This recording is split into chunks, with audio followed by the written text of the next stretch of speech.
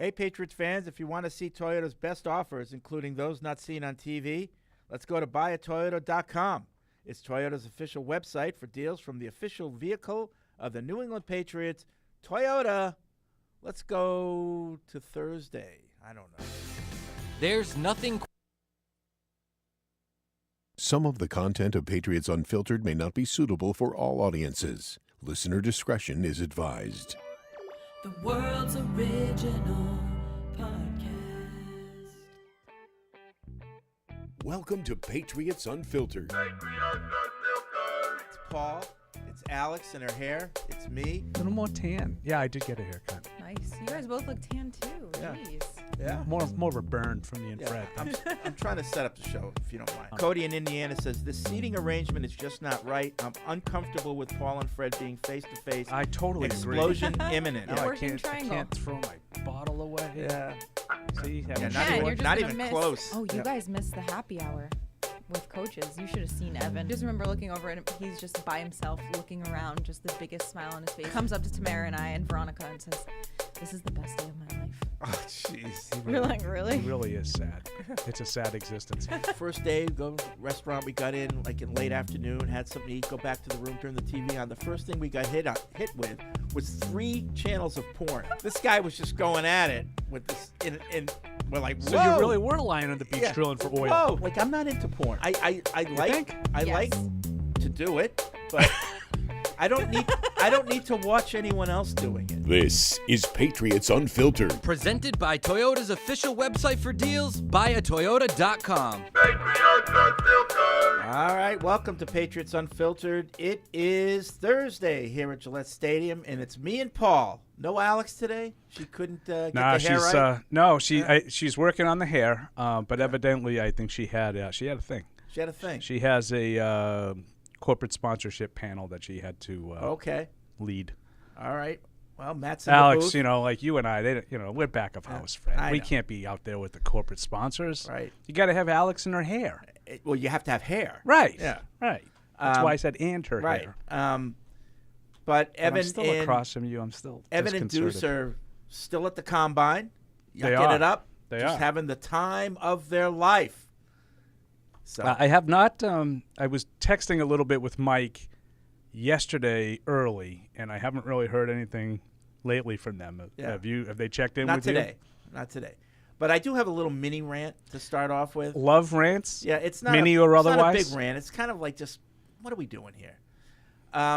So on the first press conference that Jerod Mayo had when he was announced as the head coach, he made that kind of off the cuff remark, hey, we're going to burn some cash. And yesterday he felt the need to walk that back with Karen Garigian. And I didn't like that. Oh. I didn't like that. Oh. To me, So it took a month for you to not agree with Jerod Mayo. Yeah. Nice. It smacked a little bit of Red Soxian when Tom Werner had to say, well, we're not really full throttle. We're, and I think not that Jerod, it was a bad thing, but I don't think he should even admit that he was, misspoke. Just say, yeah, I was just kidding. I was just kidding around. But don't say I misspoke, because now we get into this whole thing. Well, you address that one. Are you going to address this one? Are you going to address this one? Are you going to address that one? You know what? I hadn't given it a lot of thought, but as you explain that, I have to say that I am on board with you. Yeah, don't make it a big deal. And I think that was what Bill got a lot of criticism for never saying anything. Right. And I think his rationale for that was, well, if you say something sometimes, people are going to want to know why you didn't say it when I really can't. Right. Now, the exceptions are Aaron Hernandez or Right. something like that. Yeah, but, yeah. But yeah. like a statement like that, don't get into the weeds like that. Yeah, I think that there's I get your point, and I certainly understand where you're coming from. And I think in this particular one, I would especially agree with you because I think it's about money, and that's a sensitive topic, Right. And I think it's easy for people to, and we're going to get into another part of this, I'm sure, during this show, but it's easy for people to look at that and connect the dots and say, well, yeah, he was out there all guns a-blazing, and talking about now they reeled him back. Yeah, and then they went in. A couple weeks go by, and they're like, "Listen, Jerod, we can't be talking about burning money. We don't have money to burn. That's not how we operate around here." And people that think like that are probably not wrong when he comes out and says, "Yeah, I misspoke." But the other thing is, I'm sure Jerod knows that we're not just going to burn cash. He was just being kind of flippant about it. And he should have left it at that. He's smart enough to know we're not just going to waste money. Because that's what people think when you think about burning cash. Yeah, and you can, when you say stuff, listen, you open yourself up. Yeah. And your full throttle comp is accurate. So if they go to free agency and they're sort of lukewarm in free agency, people are going to be like, that's it? That's money to burn. That's, we have cash to burn. That's going to be what's going to come back to haunt you. But that's going to happen either way. I know. Because even though you said you misspoke. Right. You think people are going to say, oh, no. Well, no. Fred, remember he said he misspoke. Yeah. No one's going to be like that. But that leads into the second part is that he has to be careful. But everything right now the Patriots are doing is under a microscope. I mean, people are reading into everything, especially with this Dynasty documentary. They're looking at every little thing as, it's a hit piece on Bill. Oh, this makes Robert Kraft look bad. Or this is, So I have one thing about this, and we've been really behind the scenes, with doing the podcast, with Matt and Mike has done a couple of them too. So we're really diving into the details of there's one thing that really bugs me about this in terms of the perception, and I've had my fair share of criticisms for the documentary and everything like that. So I'm not trying to tell you I think it's perfect, but I've never minded in the 25 years that I've been working for you. I've never minded when someone says, "Well, that's Perillo. He works for the team." And right. I do. I work for the team, and that's inherent. It comes with the territory. We work for Robert and Jonathan Kraft. Right. So that's never bothered me from day one. What does bother me is this notion that we are the PR firm for the documentary, and we were responsible for putting the documentary together, and we were responsible for painting Robert Kraft in the big light, and we were responsible for painting Bill Belichick out to be the big bad wolf. Right. We had nothing to do with this documentary. Right. There's not one part of that documentary that's an unnamed source. It's all in people's words. Now, you can say that Tom Brady was being too sensitive, or Robert Kraft, didn't like sharing the limelight with whatever. You can say all that. And I'm not telling you that your impressions of the documentary are wrong. No. A lot of them that I've read and I've heard, I agree with. Right. But I'm pushing back on the notion. I get this guy that emails me all the time, and most of the time he has some really insightful stuff. But he says, Kraft, and I don't even know if this guy realizes that I am actually part of Kraft Sports and Entertainment. Right. But he says, and that whole Kraft Sports and Entertainment puff piece they put together for the documentary. And I'm like, again, when I write an analysis and I say that I think Jerod Mayo was the right choice, the criticism that comes with that, I understand and expect. Yeah. People do not think that I'm telling you what I really think, even though I do. Yep. That's fine. I work for the team. This I really had nothing to do with. Right. You had nothing to do with it. The only thing that even tangentially we had to do with is a lot of footage that Matt Smith and his crew have shot over the years behind the scenes that has never been seen. Was poured through by the company that put the thing together. We gave them access. That's it. We cooperated. That is it. Yeah. I mean, so when we saw it, we got screeners from Apple. Right. Took an arm and a leg to get them. Yeah, that's okay. I still haven't been able to see the last three because you guys keep holding out on me. But when we saw those screens, that was the first time we'd ever seen it. We had no idea what was going to be in this thing. No idea. I was surprised to see Bill Parcells. I didn't know he was being interviewed, and to say what he said. He was completely candid. Yeah. And good. That's great. That makes the documentary better. Yeah, and again, this isn't a referendum on the documentary. It's just this perception that somehow we're complicit in trying to make, and I agree. I think it does kind of paint Robert out to be the hero and Bill to be the villain. I agree with. Again, I'm not pushing back on people's thoughts, but we didn't have anything to do with trying to portray Robert Kraft that way. Right. We did not put this together. Yeah, I mean, those are Robert's words. I wish we did. I wish we were getting the money for it. Yeah. But we don't. Yeah. So anyway, that's that. But everything we do, and you mentioned something before about like the news that this big news that's coming out, and the Patriots are interested in a quarterback.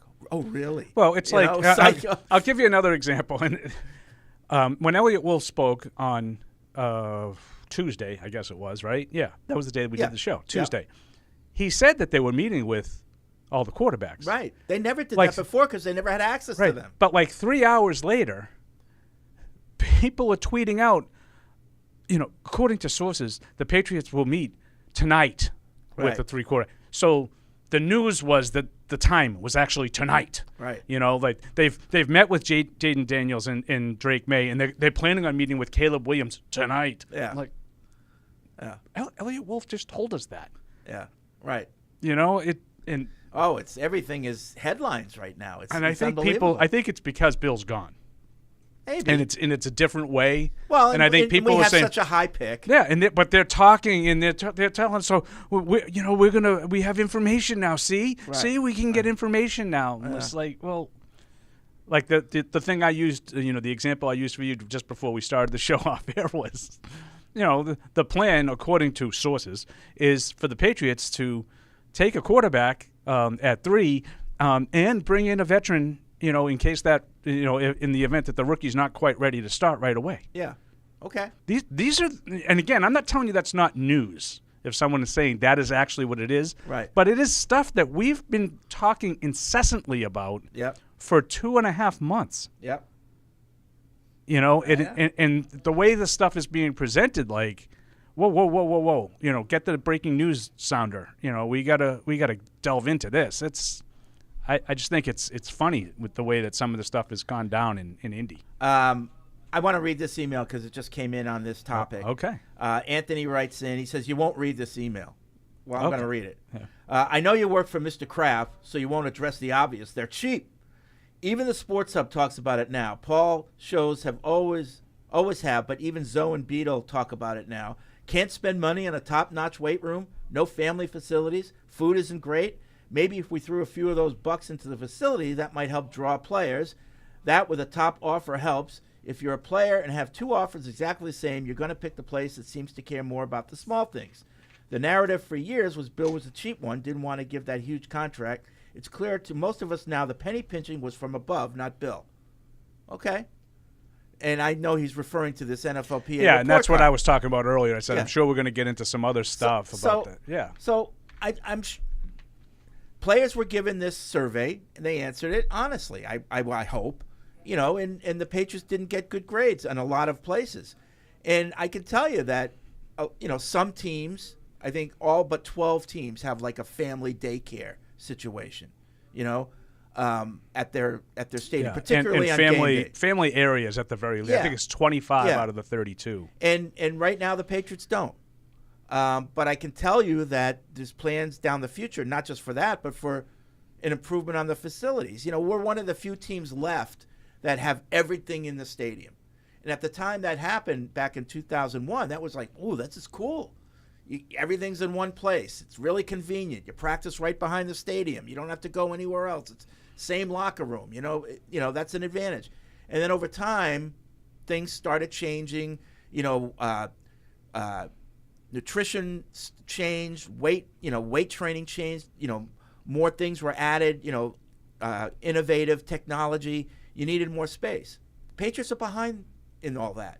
Right. But I can tell you that they're going to address that, so it's a big deal that right now it's not that good, but it's not like the Krafts don't know about it. Yeah. And I love the way that, I'm sure that that's exactly what he wanted to do, figuring I'll back him into a corner and force him to read it. You didn't need to do that. No. We were going to talk about this survey and whatnot. And I do think the family part, like a lot of these things on surface, you're like, and I actually heard Beetle and Zoe yesterday, and Zoe was like cackling about half of the things and making light of it. But I think he was missing the point, and I think Beetle finally got him there. This isn't about how important you think it is to have a family room or daycare. If you don't think those things are important, that's fine. But almost all the other teams do. Right. So you've judged among your peers. It becomes a thing. Like Anthony said in the email, if everything else is even, you're looking at that small stuff. And he's absolutely right. The size of the locker room, the quality of the lockers even. Right. The facilities. It all comes into play. And it's not like the Krafts don't realize that. And these are things that Bill Belichick started to but talk as you about know, toward the end of his tenure. We have a space issue right now. Oh, yeah. We got people working, and I'm down with the steerage. right, so but I like it. but I Never heard somebody today. I like it down there. How hard would it be to solve this family thing? You hire somebody minimum wage to watch the kids. It's not that simple. No. First of all, you need the space. Then you need somebody competent to watch the kids. God forbid anything happens. Do you think I could volunteer for that at a bonus? Yeah, maybe. I'd love. Yeah. Hanging out with kids all day? Right, but I'll do that. Yeah, you really? Yeah. Careful what you wish for. Oh. Yeah. Well, you got to make it worth Yeah. my while. Yeah. Guy. Right, but And as you said, it's not going to be a couple $100. yeah. What happens when the kid gets colic or whatever? I don't know. But Not with Uncle Paul. Trep's going around now, Fred. right. So but you need more than one person. Plus, I can handle it. Plus, I'm sure you need special insurance for that. You can't just open up a daycare. Probably special training, too. Right. You can't just open up a daycare. There's Right. certain. So it's not. I'm saying that's why you shouldn't do it. You should do it, and it's just a time thing. And the troubling thing for me on this survey is not that they didn't have daycare, not that their weight room is not up to par. Across the board. Yeah. It was across the board. There was like 9 categories, and in 8 out of 9 of those categories, they dropped from last year. Yep. And they didn't do well last year. Right. So those are some things that I think Robert and Jonathan Kraft will look at, and hopefully will take an honest look at it Now I can and tell see you, what they can do better. I can tell you 2 years ago when the report card came out, we got low marks in travel. And I can tell you over the last 2 years, like the hotels that we've been They staying got at. low marks in travel again. Yeah, But the hotels have been better. Went way up, So, I don't know what – and I know a lot of teams make guys have roommates. I know this team doesn't. No. So I don't know. Like, were guys in a bad mood when they filled it out? You're 4-13. Everybody's So pissed. my theory on that was that anything, because you don't have the weight room that you want, because you don't have the locker room space that you want, because you don't have the family amenities that you want, those are all sort of things that point back to ownership, right? Yep. Travel kind of points back to ownership. That's another one. Well, what was wrong with travel exactly? Right. Now, we've talked about, I don't really know exactly what you can do travel-wise. Yeah.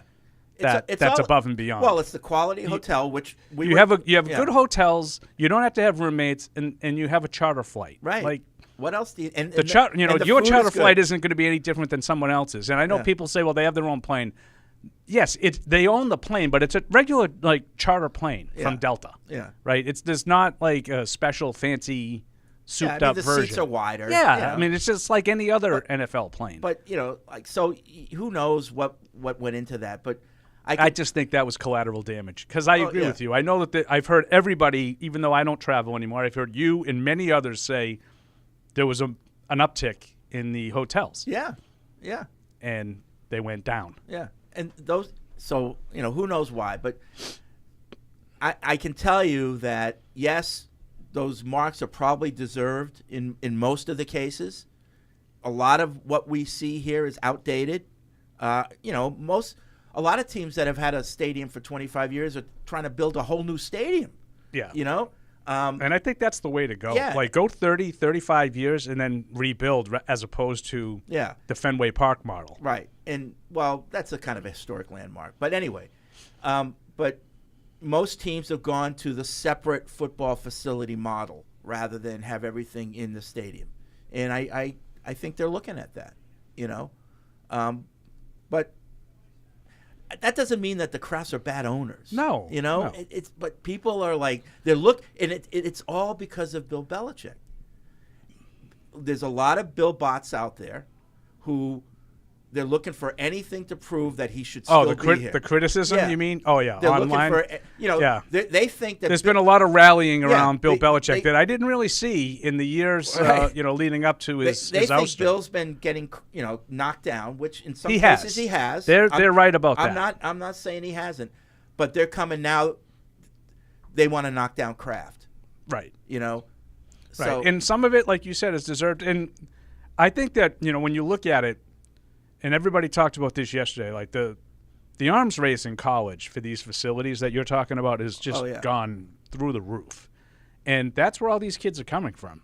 So the people that are taking these surveys now are coming from Oregon and Alabama and Florida State and LSU. Right. And I don't know if you've ever seen any of those facilities, Fred. Right. They're unreal. Well, that's why Bill would. They blow the NFL away. That's why Bill would like to draft people from Western Chattanooga because they wouldn't complain. Yeah. So I do think that that's part of it. Now you're getting a different experience for these college kids as they come into the league, and they're like, oh, I figured it would be better in the pros. It's really the same or worse. Oh, do you remember the old Foxborough Stadium? Well, guys from Ohio State would get here. Forget that. Like, they were all talking about their high school facilities. I was just going to say, they said my high school stadium's bigger than this place. But, yeah, so, we'll catch up. For a while we were, and up in the front. weight room now is we've fallen behind, and we'll get back to the front. The weight room is underway-ish. Yeah, they're gonna renovate the weight room. I mean, I was in it recently. It's drab. I've been in there. Yeah, it's drab. Matt and I, when we did our podcast with Adam Vinatieri, humble brag. Yep. I don't know if you've seen Adam lately, physically. Yeah, jacked. Yeah, so that was part of the thing. We did a little separate thing with him on his fitness routine. We went in the gym. Yeah. And that was the first time since it's been completely expanded. Yeah. That I had been in there, and yeah, like.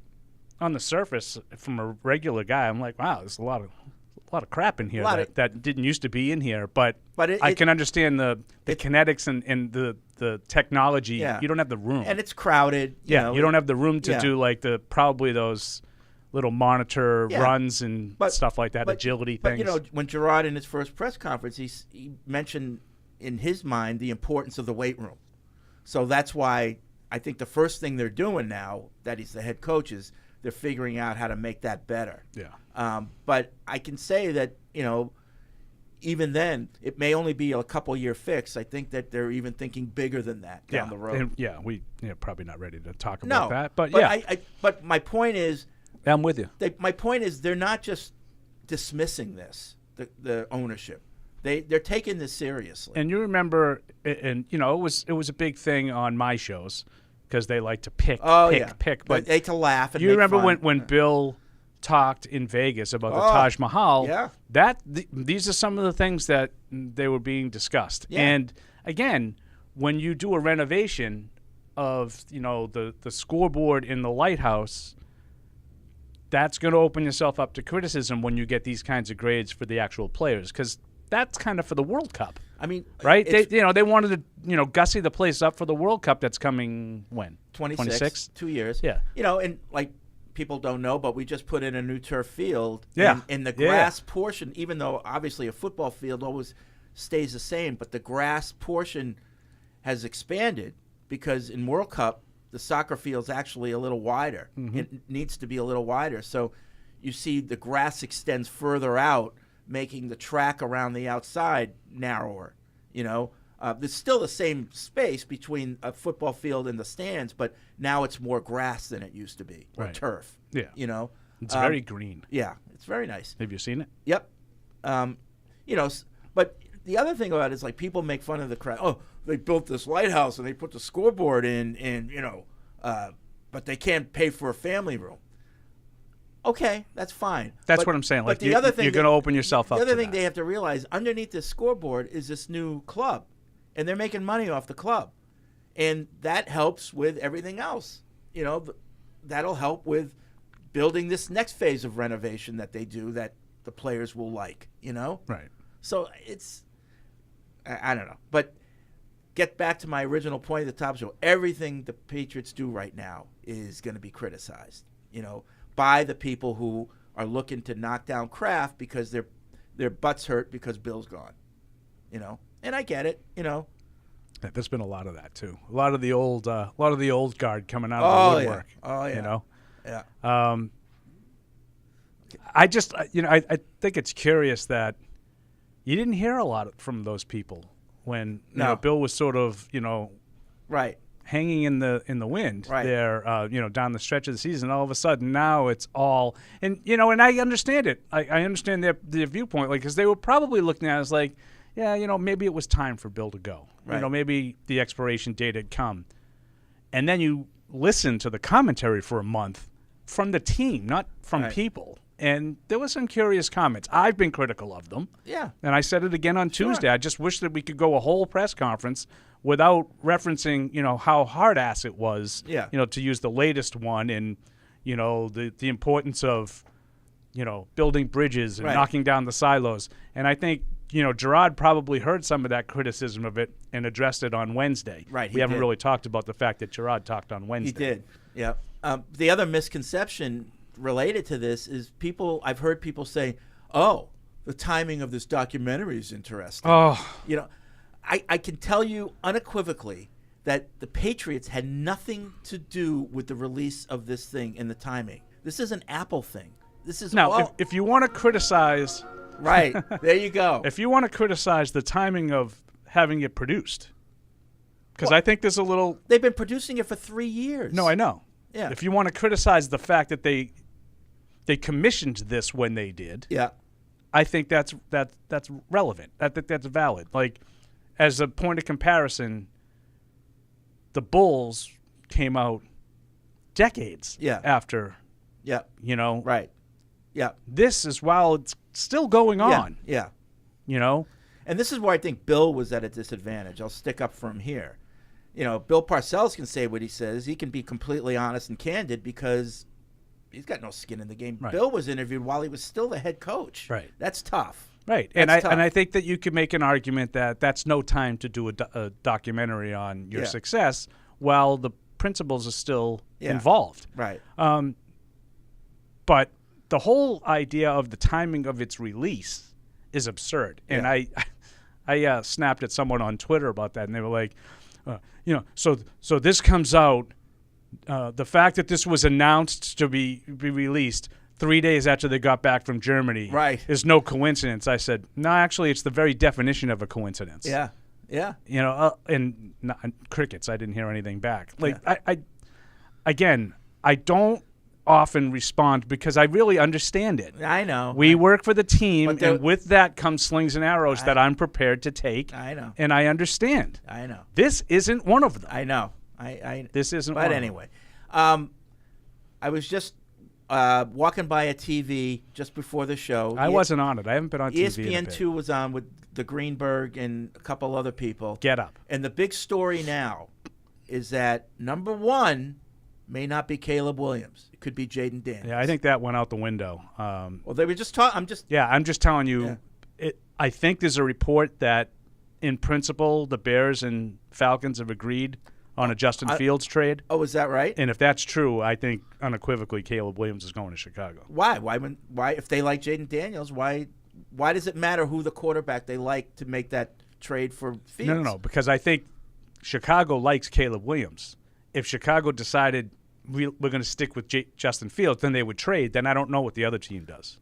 No, I know what you're saying, but if Chicago what stays if at number Chicago one, I think likes it's Jaden Daniels. I think they like Caleb Williams. Now, Okay. that doesn't mean I'm right. All right. Yeah. Yeah, who knows? Yeah. I'm not Ryan But I'm Poles. just saying that was the talk. But I think it would be crazy to not take the best quarterback, on the board and trade your guy. But who was it? that's me. Orlovsky was making the case for Jaden Daniels. Yeah, there's been a lot, and I do think this is interesting, and I've been trying to pay attention to this a little bit, just how differently they're all viewed by different people. Oh, yeah. You hear a lot of Drake May, and kind of a mess mechanically, gets a little wild with his footwork, doesn't always, stay on script, but, tremendous ability, size, power. Daniels, dynamic runner in the open field, sometimes guilty of giving up on the play too quickly and relying on his legs too much. Yep. And then you hear from different guys, and it's totally different on the same player. Yeah. Which I think kind of points to the whole thing, like, this quarterback class is considered strong, but I don't know if there's an alpha in it. Right. Like, I don't know if there's even Trevor Lawrence. Now, I saw another thing. Who was the guy? Someone had put together a list of the quarterback prospects coming out all his grades, draft grades. It might have been Daniel Jeremiah, one of those guys. One of the bigger name draft gurus. Andy Hart. And he had Trevor Lawrence. Caleb Williams was one over Trevor Lawrence, and then like other guys came in like over the last 5 years. Oh, the last 5 years. Okay. Yeah. So I don't think that Williams is considered to be as good of a prospect as Lawrence was at that time. In my opinion, but this guy would disagree. I don't know. I forget who it was. The way they're talking about, or at least before, the way they were talking about Williams is he's a generational player. Yeah, I like Caleb Williams, as you know, more than you guys do, because I'm not really. I'm not embarrassed that a guy cried after putting 40-something points on the board and losing, but he's a little small. Yeah, and I don't know how you get around that, like to just say like he can't miss. Now, Kyler Murray was really small, and he was the number 1 overall pick, but I don't remember people saying he can't miss. Yeah, right. He's a generational talent. Right. I think there was a risk there. Yeah, and he's been good, but not great. Yeah, Kyler Murray. But the other thing is, I think maybe since ESPN has skin in the game, they broadcast the draft. They're creating that drama. Here's a reason to tune in. I don't think there's any question about that. Yeah. And they'll be pissed when it comes out that they're picking whoever they pick. Right. And that'll come out beforehand. Yeah. And almost always. I mean, sometimes it doesn't, I guess. But remember the year there was like the first 4 or 5 picks had been known? Yep.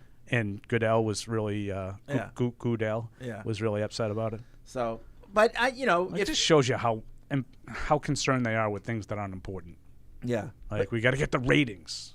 Yeah. The ratings. But if it's true that Daniels is rising, that would be interesting. The other thing, I think we talked about Tuesday. McCarthy seems to be gaining a little steam. J.J. McCarthy. Yeah, and I was a little concerned. I was confused when we talked to Mike and Evan about it. I don't know if they had sort of been up to speed on what we were talking about. Really? Like, because like Evan was saying, like he early second round. Right. And I think people are starting to talk around. Well, he was before, but nationally, now, people are starting to talk about him being a top half of the first round guy. Yeah. Now, I don't know if that's just this stuff that you're talking about. Well, it's time to start to make the promotional tour and generate interest in this. I don't know. Yep. So good stuff. Phones are racking up. 855-PATS-500. Emails webradio@patriots.com. Let's see.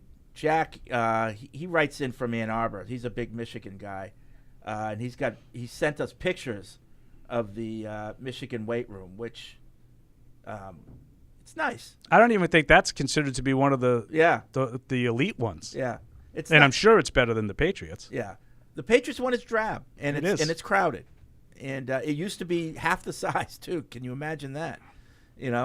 So, but things are evolving in sports, and the Patriots right now are behind a little bit, but they'll get back there. I can guarantee you. It's not going to be an issue for long. Hey, did you think it was interesting that Kansas City, because Kansas City was like the only really good team that fared really the Steelers badly. were bad too. Oh yeah, that's another one. Yeah. But I thought it was interesting that Kansas City was as far down the list. Yeah. Which to me makes perfect sense. Like they're talking about the little things like, that they promised locker room improvements and they got them new chairs. That was it. Right. I think it comes down very simply. They hung them out to dry last year. Yeah. Personnel wise. Yeah. They're cheap. Yeah. Yeah. And they Clark didn't. Hunt got a real bad. He got F-. He got an F- for an owner. No, Robert got a D+. Yeah. I wasn't necessarily surprised that Clark Hunt didn't get a good grade, but that Kansas City as a whole fared so badly. But I think you look at their receiver situation last year, I'm sure those players said, we didn't do everything we could to win this year. Yeah. And they won anyway. Right. But I'm sure that they looked at it that way. Yeah. And you wonder how much of that is, Mahomes always says the right things in public, but how much does he say behind the scenes to his players? Like, we need better players. It can't be all me all the time, and the people follow him. Do you imagine if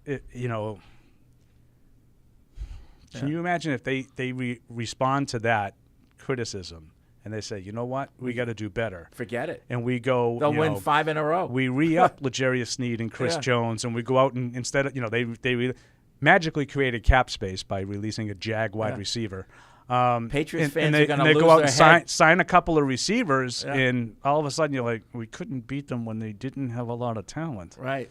You know? Yeah. That'd be bad news for the rest of the AFC. Absolutely. All right, let's see what people are looking to talk about. We'll start off with Cameron in North Carolina. What's up, Cameron? Hey, how you guys doing? Okay. Doing great. Hey, first-time caller. First of all, I just want to say, coming from somebody that doesn't have a great memory, Paul, your memory is impeccable. And if you have any tips to help me out with that, I'm all ears. Yeah, I just wish I could. I just wish I could remember things that are important, like my wife's birthday. I hope she's not listening. I think I have that one down. It's more the Patriots memories that get me. Yeah. But I just had a quick question, and I actually emailed this a few weeks ago. But I'm from Carolina, and I'm not a Drake May hater, but I was wondering, do you guys see any similarities between him and Paxton Lynch from a few years ago? Because after kind of watching them and looking into them, they both kind of had the same things coming out in the draft: strong arm, decent outside the pocket, good mobility. They're both 6'5", didn't play on the best college teams, and they're also projected to be the 3rd overall quarterback. So just wanted to see if you guys see any similarities between those two. Yeah, I mean, off the top of my head, I don't see a lot of similarities, but I'm just going to try to look up in some of Paxton Lynch's college stats. I don't remember him being considered to be like a dual threat. I remember him being like a spread offense, kind of timing, almost like an air raid kind of thing. It was a lot of quick shotgun, quick throws, no real progressions. Go out of the pocket and make some plays. Yeah, I didn't remember him being like that. But I will absolutely take your word for that because I can't find his college stats, so I'm kind of trying to find them. I know that's kind of a random one too, but after digging on it a little bit, that's just one person. Obviously, I think Drake May is a little more advanced, but I just saw some similarities there. Yeah, like I mean, and just so you know, like I have concerns about all three quarterbacks for different reasons, and Drake Mays is, I thought 2 years ago when he had good talent around him, he was much better than he was last year, and I would be looking for him to raise the level around him a little bit more. Yeah. Even though I've been pro Drake May, I do recognize that he didn't have a good year last year, and one of the reasons I heard for that a lot is that he lost so much. I'm like, well, I'm looking for you to lift people. Yeah. Right. All right. Thanks, Cameron. I thought it was interesting. Both Elliott Wolf and Jerod Mayo have mentioned when they're talking about quarterbacks, apart from the physical skills, the throwing, the mobility, all that stuff, they're looking for toughness and leadership. And you wonder how much of that is recency bias with Mac Jones. I think that's another one of those. They keep mentioning that over and over again, and you just wonder, like, what's on their mind when they're saying that, That's another one of those that I think, careful. And I didn't, I immediately got a text from my brother when Wolf said it, because my brother was really impressed with Elliott Wolf, as we were when we talked about him. He was like, I wish he didn't have – do you think those were rocket shots at Mac? Right. And I was like, you know what? I could totally understand why people think they were rocket shots, but as I was listening to him, I don't necessarily think he was talking about Mac Jones. But I think he was talking about what he didn't want. But it's yet another example of impossible to separate. Everything they say is going to be scrutinized as some type of indictment on either the past regime or existing players or whatever. It's really a wild time. Yeah, Paxton Lynch wasn't a big runner in college. He did have 13 rushing touchdowns one year, but only 300 yards on 100 attempts. And I think it's different out of that spread, kind of like goal line stuff as opposed to being mobile. Yeah. I mean, no one's like Jaden Daniels. He's a special runner from the quarterback position, but I think May was more of a runner than that. But I'll look at his stats and see how much different they are. While you're doing that, Donnie in Pittsburgh writes Donnie? did I hear Fred correctly? You guys gave the film crew access to archival footage on team servers? Inside job, Spygate, he says. On football, liking the news so far about who Mayo and Wolf have been publicly meeting with. I also like the reports that we will target a quarterback and a free agent if those reports are in fact accurately confirming our speculation of the team's intentions. Mark Daniels also reported, alongside the free agent and draft plan, that Mac is on his way out. See, that's the kind of report that I'm talking about. Yeah. With that also being a common speculation over the last 2 months, how do you and Paul feel about having Mac's role confirmed? Like, well, what does he mean? There's no role? further confirmation of Mac Jones' status. Yeah. Like, everybody's been saying he will not be back. Right. For a long time. Right. Now, we'll see what happens. Has anyone on the team come out and just said that? No, they haven't said that yet. No, and that would be a confirmation. But right, but they also haven't said Mac's our quarterback. You know, and right, you know. Yeah, and by the way, just real quick, Drake May ran for 700 yards 2 years ago, and another 500 last year, 450 last year. So I think he's more of a runner than Paxton Lynch was, and definitely a better passer. But who knows? Now, similar size. The other thing sure. they were talking about in this Get Up show is that Drake May might fall out of the top 5. He might not even be in the top 5. Yeah, I am convinced that it's what you said. Yeah, it's just creating PR. Yeah. Eddie's in L.A. What's up, Eddie? Hi, what's up, guys? Good calling back in with you guys. Kind of hard for me to call in now because I don't know. I don't really keep up with. Well, I don't even keep up at all. I don't really watch college football. I want to get into this. Just, I don't know. I don't even know where to start, you know. But so yeah, I really appreciate all the information you guys give, especially Evan and Deuce are at the combine right now. So shout out to them. Sure, they're working hard. And I was on Evan's boat when he was talking about signing. I mean, going for a L'Jarius Sneed, but unfortunately he got franchise tag. Okay. So, yeah, that shouldn't take him off the board if you want him. Yeah, you can still get him, but you're going to have to give up. Is it because there's 2 levels of franchise, right? Well, it'd be 2 first-round picks, but they have said that they want to work with him. They want to re-sign him. They're putting the tag on him with the intention of signing him, but in doing so, they told him that they're giving him permission to talk to other teams if a trade can be worked out. So that's why I say, you have a possibility there if you want. Now, I don't think that would be something the Patriots would do, but. Right. So, Eddie, you said you didn't know where to start. Why? Are there a lot of things on your mind? Well, it's not that. I just don't know what channels they pass the college games on or anything like that. I'm clueless when it comes to college football. I don't know how the divisions work or listen, or whatever. You know? Go to any one of these websites, ESPN or whatever, and they've got their draft people. Look at who their top prospects are, and then go to YouTube and watch the film on the top prospects. You know, that's kind of kind of what I was doing. Just so you know, that's all anybody does, yeah, except for the real scouts. And now, take it with a grain of salt because you're only going to see their highlights for the most part, you know? Yeah, that's also the thing that I was getting at, too. I was like, I don't know, this is just like a highlight tape, so obviously every play is going to be good, you know? Right. So now, the people, the professionals, are obviously watching full games, bad games, good games, good plays, bad plays. They're looking at who the defense was they were playing against. They're really breaking it down, we hope. Mike's in Puerto Rico. What's up, Mike? Hey guys, how you doing today? Good. Hey, first of all, I don't know if it's anybody else can call and confirm this, but the busy signal is coming in really loud. The busy signal when you're holding. So I don't know if that's something with your line. Why would you hold when there's a busy signal? You hang up and try again, right? No. Like as I'm holding right now, like as I was holding to get on. Yeah. There was a busy signal bleeping in the background. Oh. Matt Morrell, I don't know what you can do. On top of that, every Morrell, get to the bottom. He's on it right now. He's on the case, Mike. He's working 2 phones back there. Okay. I mean, he's working. No, that's fine. And then every 30 your phone, seconds Mike. less, like a noise comes out. It sounds like the Predator when he used to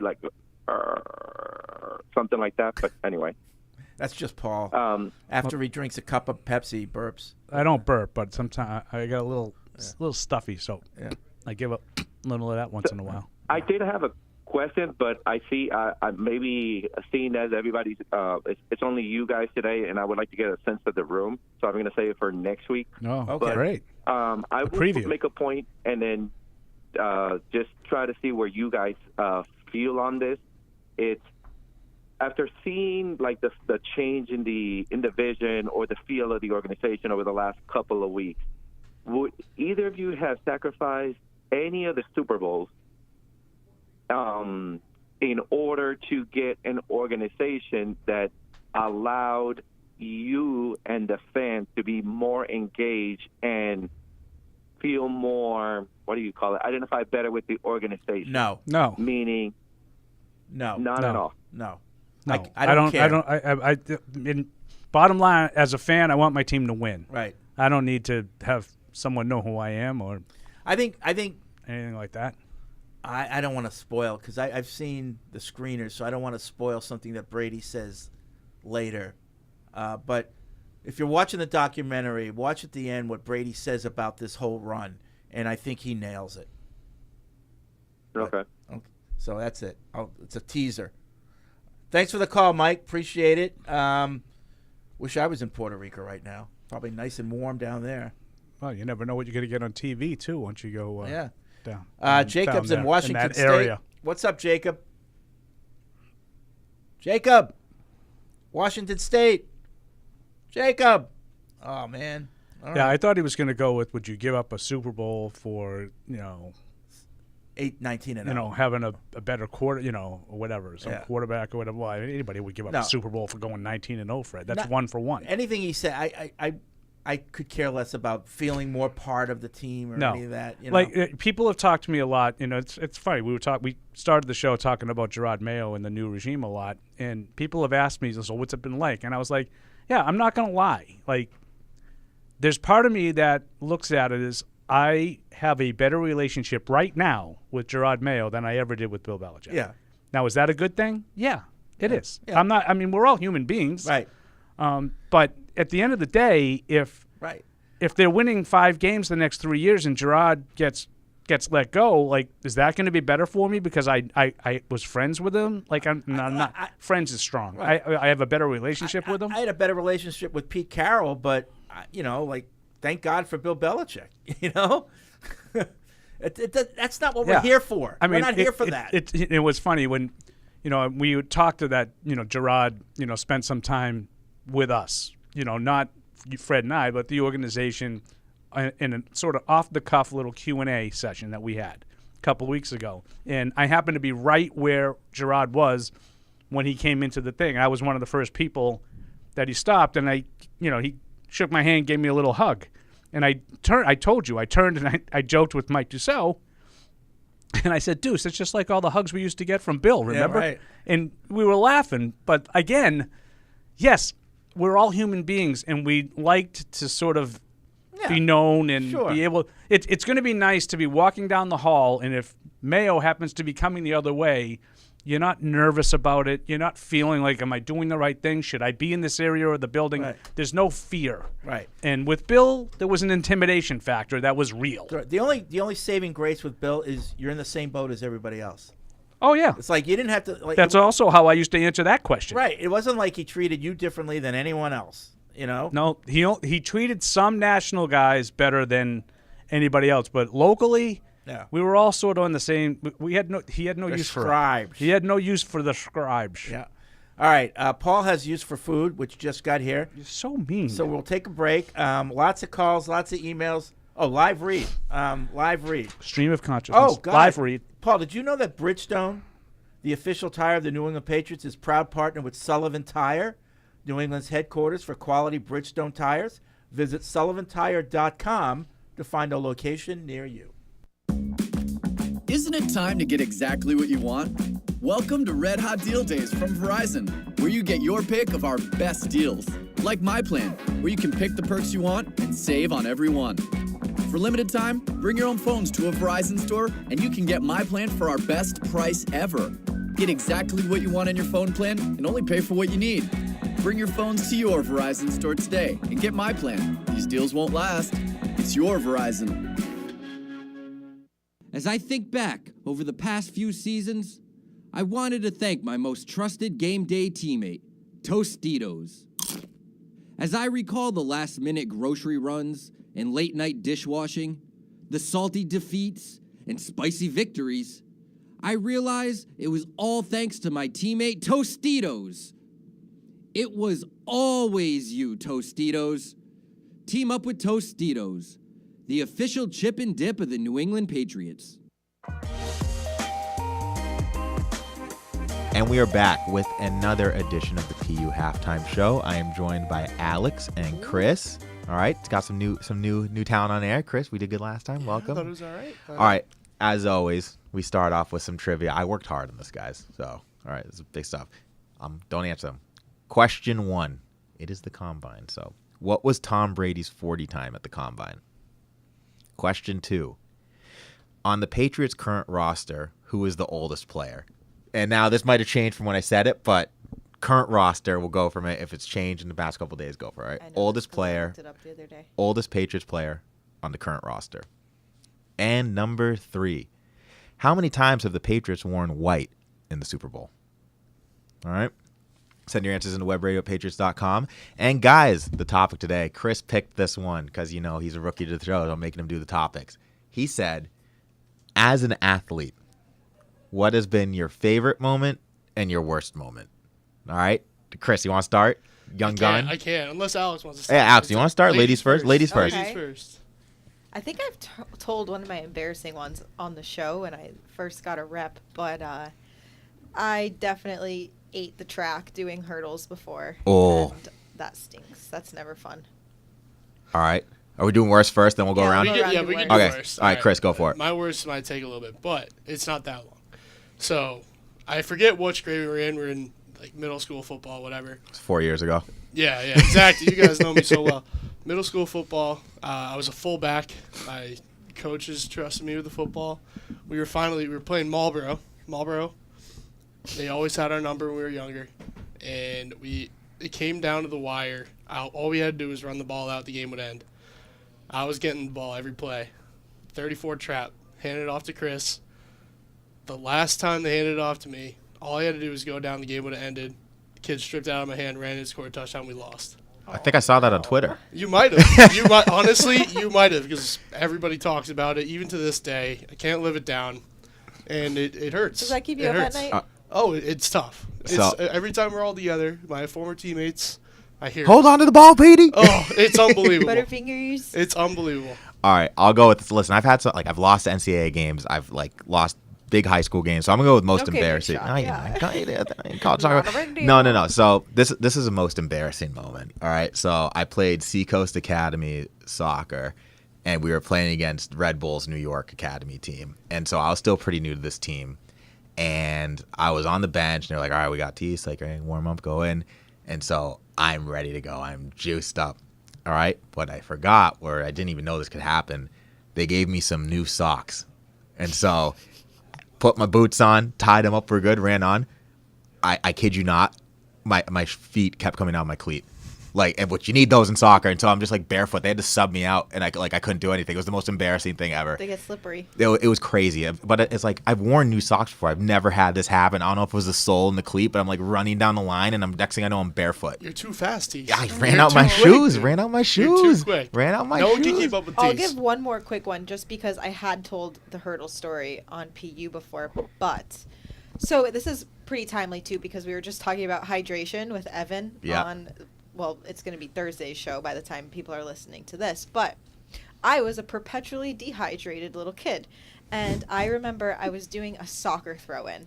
And simultaneously, as I'm throwing the ball, both of my calves cramped up at the same time.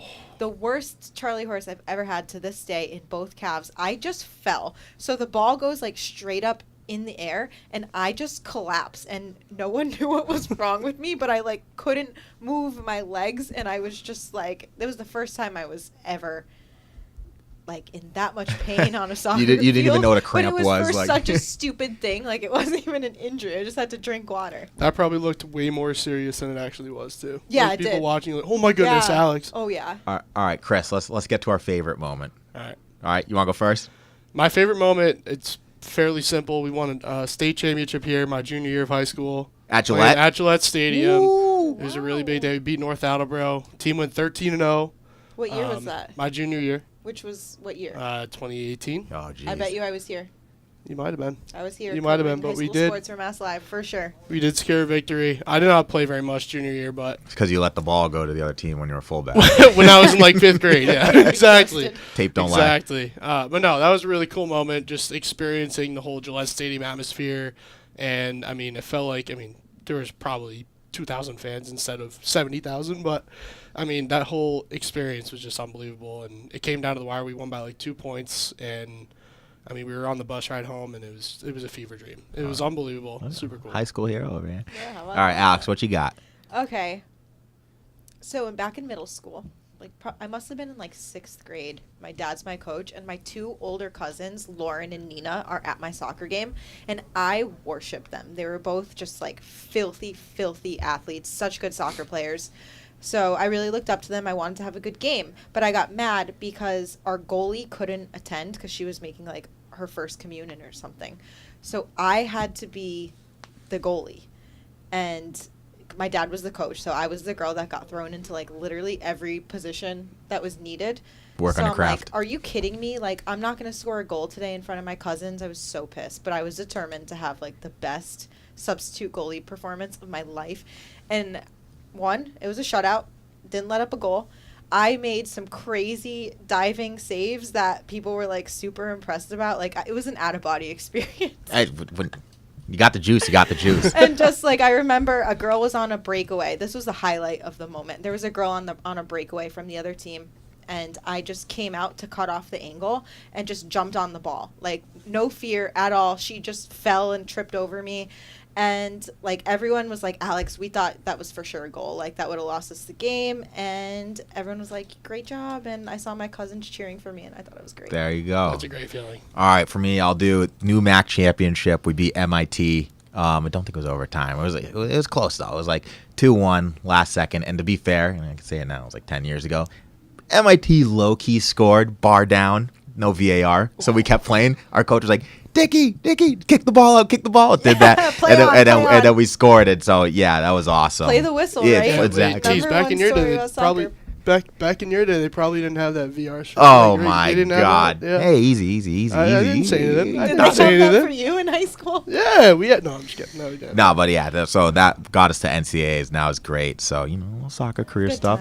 Good times. But all right, guys, thanks for joining the show. If you got the trivia, I don't even know what we're giving away anymore, but I'm sure you're gonna get something if you got the trivia right. So send your answers to webradio@patriots.com, and let's get back to the show. When someone accidentally threw away the school play costumes, Oh no. replacements were shipped with FedEx. And with picture proof of delivery, everyone could focus on the perfect opening night. FedEx, where now meets next. For residential delivery only. And now, great moments in history. Andrew used to go to the same gym as Andy Hart, right on Route 1 over here. Oh, do tell. So we'd see him every morning before work. So he said one day at the gym there was this guy, and there was a one of those big boxing bags, and the guy was like hitting it really hard and grunting and whatever, and like making a big scene. And he was like 6:30 in the morning. Like, what is this guy doing?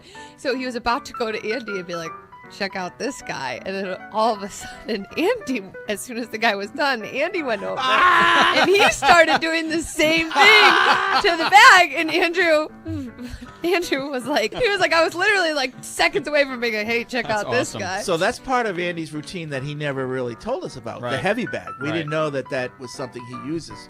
The heavy bag. And Andrew was about to make fun of the other guy. So he must have to stand really close with those short arms. Yeah. That's another great moment from Just see Andy with the Zubas on, just pounding away at the bag. That's a good one that I hadn't heard. I hadn't heard that one. Does he headbutt the bag too? Because that could do damage. Oh, I would not want to be talk headbutted about knocking the stuffing out. Yeah, I would not want to be headbutted by his noggin. That would be really bad. Paul, we had a little trivia. That's my favorite time. I got my halftime pizza. I'm all set. I should be ready to go. They've been talking about it a lot on Twitter today. What was Tom Brady's 40 time at the Combine? I got to disqualify myself because I looked it up. Yeah. 517. 528. Yeah, it said on. No, online. 517 is what he did today. Yeah, and he did 518 and 517. It was virtually the same. Yeah. Which is still remarkable. Oh, yeah. He didn't faster. But it's. I think it said on the when I looked it up, it was 517 and 5. And then he did 2 today. He did 2 with the no bull thing. 518 and 512. Right, because they had 2 stopwatches. Right. Just to. And one of them was 512. Right, but at the combine, he did a 528. So he was faster by 1/10 of a second, which is, like you said, amazing. And then, I saw Brian Moore said, if I did that, what? Tom Brady's combine time, you Google, it says 517. Really? Well, anyway. Tyler in New York won that one. Yeah, Tyler in New York. Basically, you could have said anything and found something to back you up. But I think that, It is remarkable that 45, what is he, 46? Yeah. That he's running the same that he did when he was 22. But if you had a personal masseuse and trained the way he did, you might be able to do that. I'm sure I could run the same right now. Well, that's not saying much. Right. Exactly. It wouldn't be 5-1. On the Patriots' current roster, who is the oldest player? Ooh, that's a good question. Oldest player on the current roster. Want a hint? Yeah. Special team. I failed. Cody Davis? You got it. Wow. One Cody Davis. And finally, how many times have the Patriots worn white in the Super Bowl? White in the Super Bowl. Adam in Louisiana won the last trivia question.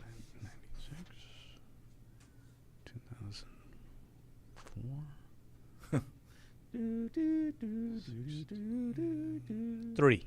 5 times, according to the person who did that. Okay, so that winner was Patty and Agawam. Yeah, 96 they wore white. 2004 they wore white. I don't know. Yeah, they did. The first Eagles game. I don't know. I don't know. And at the Falcons game they wore white, right? Again, I believe they did, but I don't. So that would have meant that they wear white again. I just know that they won against the Rams. They must have worn white. Yeah, I forgot that one. 18. So that's 4. There must have been another one that I forgot. 86. Did they wear white against the Seahawks? I don't know. 86. Yeah, Seahawks. No, 86 they wore red. Red. Okay. 85, but yeah. Yep. Speaking of Jeopardy, I was humming that song. You said you were watching last night. Yeah. And the guy in the middle, you think you know? Yeah, he looked. So I didn't really think of it when he got introduced. His name was Jake. I don't remember the last name. But then, when they come back from that first break in the middle of the first round where they sort of tell a little story about themselves, well, I wasn't really paying attention until his answer, and I guess it was something about the first time he was on Jerry. It's like the tournament champion, so he had been on before. And the first time you had said you were going to do something special with your significant other, and alcohol would be involved or something like that. And he started answering that he went to Gillette Stadium, went to the top of the lighthouse and with his girlfriend and needed the hard seltzers or something like that to drink to get past the misery of this season, having to endure the season. Okay. But when I was, like I said, I was half paying attention, and then all of a sudden I heard him say the top of the lighthouse at Gillette Stadium. I went, whoa. And I looked, and I was like, he kind of looked familiar to me, like one of those guys that sort of comes to training camp all the time and lingers around the tent and talks to us. Yeah. But you didn't recognize. I immediately texted Fred. I was like, "You what?" Because I figured you might recognize the guy. I don't go down the tent anymore. I'm up on the ramp. Even after the I don't go down. You go down and mingle because you got to go to the availability. Because I want to do my job. Right. I don't go down there, so I didn't recognize him. But you said he might be a Patriots fan who comes to camp all the time. I'm not positive. His name was Jake. If Jake is listening, maybe he can let us know. Yeah, that was me. He had some great reactions when he would miss a question. Yeah. Like that he clearly knew, and he would be so demonstrative, like I knew that one.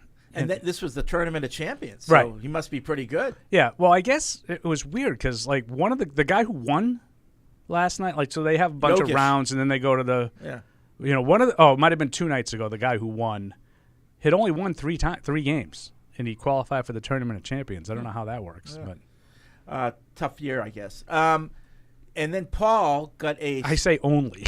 Paul got a speeding ticket whilst driving through I took care of Virginia. A lot of people writing in with advice. Tayshawn writes in from Connecticut. I got a ticket recently driving through Virginia, heading down to Myrtle Beach from Connecticut.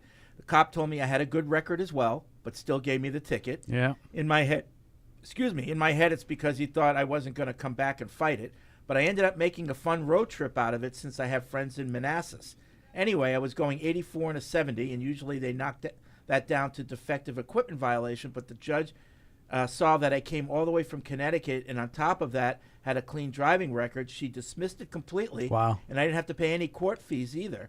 And you just did it all on your own. Yeah, and to think the cheapest lawyer was trying to charge me $500 when I spent less in tolls and gas. Right. So that would have been my preferred mode, because I think everything that he just said makes perfect sense to me. If you go to a traffic court, a district court, for general thing, like I'm not there on a misdemeanor, like robbery or anything violent. You come all the way from Massachusetts to go to Virginia to appear at court. I got to think they're gonna work with you if you're not a jerk. Right. But there's no way I'm doing that. I'm not going down there again to do it. I get what he did. He made a fun road trip out of it to visit friends. But I felt like that, and I was like, I'm not going to pay a lawyer to do this. Right. It cost me $170. Oh, did I paid it. Oh, yeah. I paid it. I went online and I but paid now it you're yesterday. Surcharge. Do you get a surcharge? Yeah, I'm going to get a surcharge out of it, I'm sure. Yeah. Jonathan in Virginia says, Paul, don't hire a lawyer for your speeding ticket. Those guys take your money for something you can do yourself. If the court allows you to attend the hearing virtually, do so. Yeah, I did not see any options for that. If your driving record is clean, so he goes on and on. But he's saying you can do it yourself if you can. That would have been my course of action, and I just kind of said, you know what? I actually remember, Brad on the Eastern Shore? Yeah. He actually hit me up on Twitter and said, don't fool around with it. He said they'll consider that reckless driving, which the guy specifically told me it's not reckless driving. Because I told you, he originally said I was going 92. Right. And I said, that's the only thing, the only talk back I had at all was, he goes, I had you at 92. And I turned real quick. I said, I wasn't going 92. Yeah. And he goes, well, and then I said, and everybody was blowing by me in the left lane. And that's when he said, well, you changed lanes when you went by me. But I didn't know he was there. Like, I was in the right lane, and guys were flying by me, including Eldred. Bang! Like with the 18-wheelers. And when he came back, he said, you have a spotless driving record.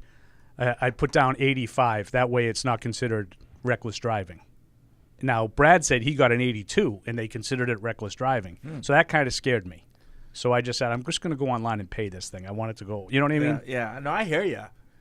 The one I got in Maryland, I just paid. Yeah. So I'm going to have to deal with it on insurance, which stinks, but what are you going to do? I think you could talk to Robert for me and say, listen, Paul's having a tough time. Can you get him a bonus? We got all these insurance companies that sponsor us. I'm sure one of them can help. Can you get Cross Insurance, maybe? Yeah. Can we look into that? Yeah. I need some cash. I need some cash flow. Christian. J.G. Wentworth. Christian's in Virginia. What's up, Christian?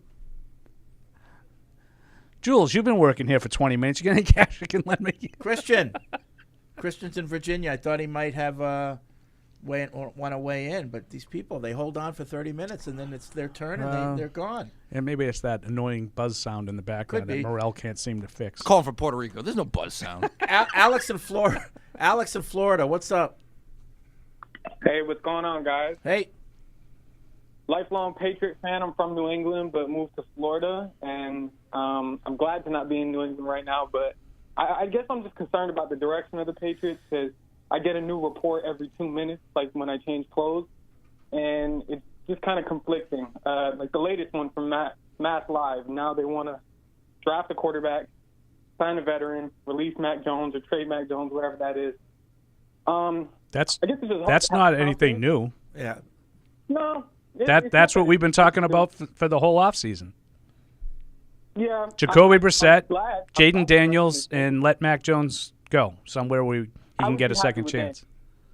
I don't really have confidence in May, but I guess my question is, are we confident in the people that we have in place in the direction that we're heading? Obviously, I know that there's a lot going on with the combine, a lot of smoke and mirrors, and, Alex, we have a secret weapon when it comes to evaluating quarterbacks. Ben McAdoo.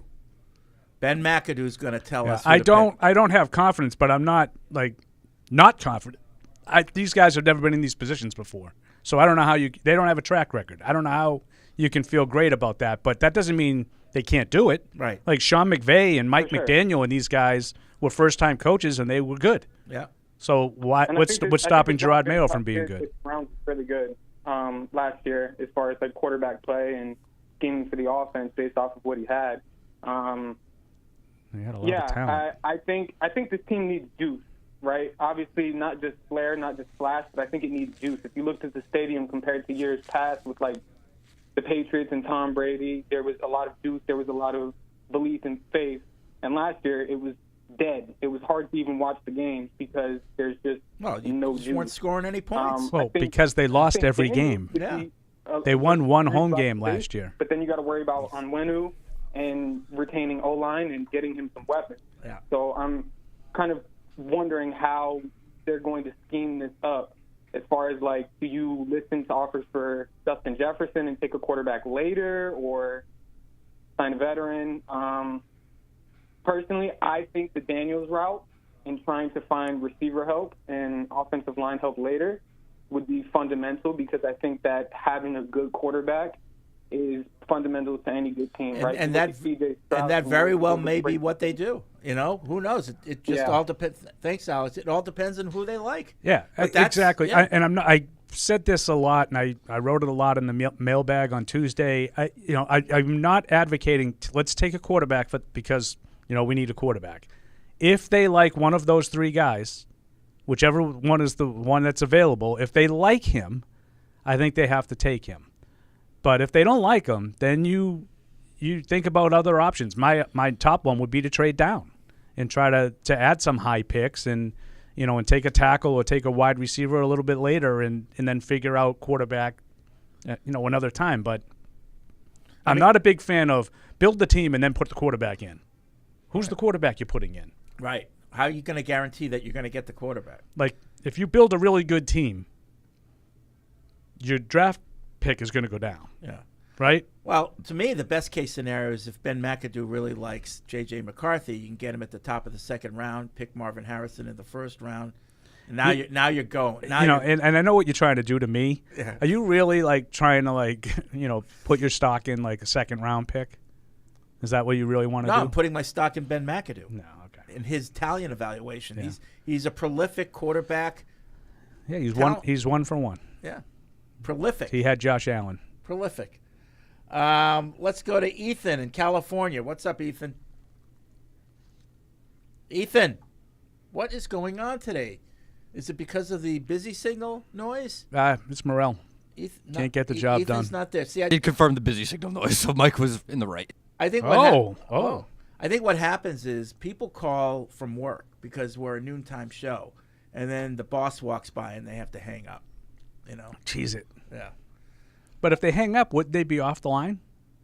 That's on our end. That's a glitch on our end. Oh, okay. Oh, really? When people hang up, they still stay on the line? That's what's causing the busy line signal. When people are on the line on hold and then hang up, it's causing a tone for the rest of the people on hold.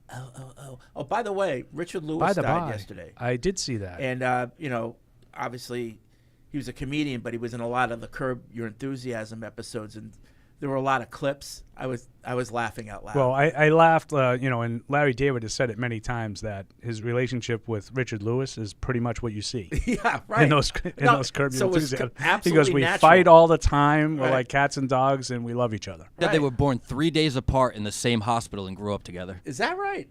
Wow. But some of those clips, I forgot about some, I haven't watched Curb in a long time. So, I'm not. You've always been a much more serious Curb watcher than me. But what do you think of Richard Lewis, overall, outside of Curb, as a comedian? He was okay. Yeah, I never really. Once found in a him while, all he'd that make great. me laugh. But he'd go on these rants, and I used to be really into comics and comedy and all that. And he's got a lot of Woody Allen in him. He's got a lot of it's very Jewish humor. So if you know a lot of Jewish people, a lot of it's more funny to you than if you don't. Yeah. I thought he was funny. That's not, why not maybe great. I like Sebastian Maniscalco so much. He's hysterical. A lot of it is the Italian stuff. But he's hysterical. And I can right? totally relate to it. Right. But when he was with Larry David, it was just so natural. It was very funny. Yeah. No, I thought the Curb Richard Lewis was really funny. Yeah. Like those clips that you're talking about were funny. Yeah. I just never. It's kind of like Seinfeld. Seinfeld's one of my favorite shows ever. Yeah. I don't think Jerry Seinfeld, the stand-up, was all that funny. See, now this is where I push back Oh, at you. Bob Doyle agrees with you. Yeah. Like he's like, I can't. It was like almost I offended him. Right. Like I just don't think he was all that funny. Yeah. Well, the stuff that you saw when they would open the show, that was just for the show. But I've seen him in person. I saw him at the Paradise. Yeah, I'm sure that he's much better. Before in he had person. the show. I was a Jerry Seinfeld fan before he was Jerry Seinfeld. Of course, you invented it. That's right. Yeah. Much I like everything that we didn't get credit for. We were ahead of the curve. I introduced him to the world. Let's see. Patty and Agawan's been holding on. What's up, Patty? Patty. What's up, dude? Hey. I didn't hang up on you guys. That's all right. What's up? All right. I wanted to just tell you why I have concerns about Caleb Williams if by the off chance he is there at number 3. But also, like, Tuesday, Fred, you proposed not Justin Jefferson, but Justin Herbert to the Patriots. No, I was only kidding. Oh, no, listen, like the night before, I was going to compose some crazy conspiracy theory and email it in on how he would end up a Patriot. And then I decided against it when you brought it up. I was like, oh, man, I should have wrote the email. Well, that was in the context of Jim Harbaugh knowing J.J. McCarthy better than any coach in the NFL. And if he was really that good, Harbaugh would trade Herbert and take McCarthy. Yeah, and that was going to be part of it, him taking McCarthy at 5. Right. So, Paul, I'll give you a couple real valid issues that I have with Caleb Williams. You touched on one, his size. That kind of concerns me. I mean, he's a bigger kid, so thicker. I think he can withstand the punishment, but I think like getting balls batted down at the line of scrimmage. And the other big thing to me is the fumbles. He's had 30 fumbles in the past 3 seasons. That's a lot. Interceptions. Yeah, I mean, he lot. doesn't throw that many. Yeah. I think he threw like 5 all of last year. He had and 5 3 of them last were year. in that Notre Dame game. Yeah. Yep. But he plays a little too loosey-goosey. Yep. But, I mean, absolutely valid. That's a there. valid criticism, but I just think that's part and parcel to being a star in college. Yeah. You try to do more than you should. Yep. But I totally think that's a valid criticism. He's definitely loose with the ball, and is small. Yeah. He's small. I don't worry about the batted down at the line of scrimmage because I've seen 6'6" guys get, countless passes batted at the line of scrimmage because the guys on the other side are just as big as you, and then they put their arms up in the air. Yeah. True. Drew used to get him batted down. Everybody does. Brady did. Yeah. Half of Brady's picks were on passes that were deflected at the line. Yeah, it's true. They think they can just throw through the weeds. Thanks, Patty. A lot of people are talking about Jaden Daniels like, oh, he's so skinny he can avoid being hit. They had a compilation of hits that he took at LSU just getting crushed.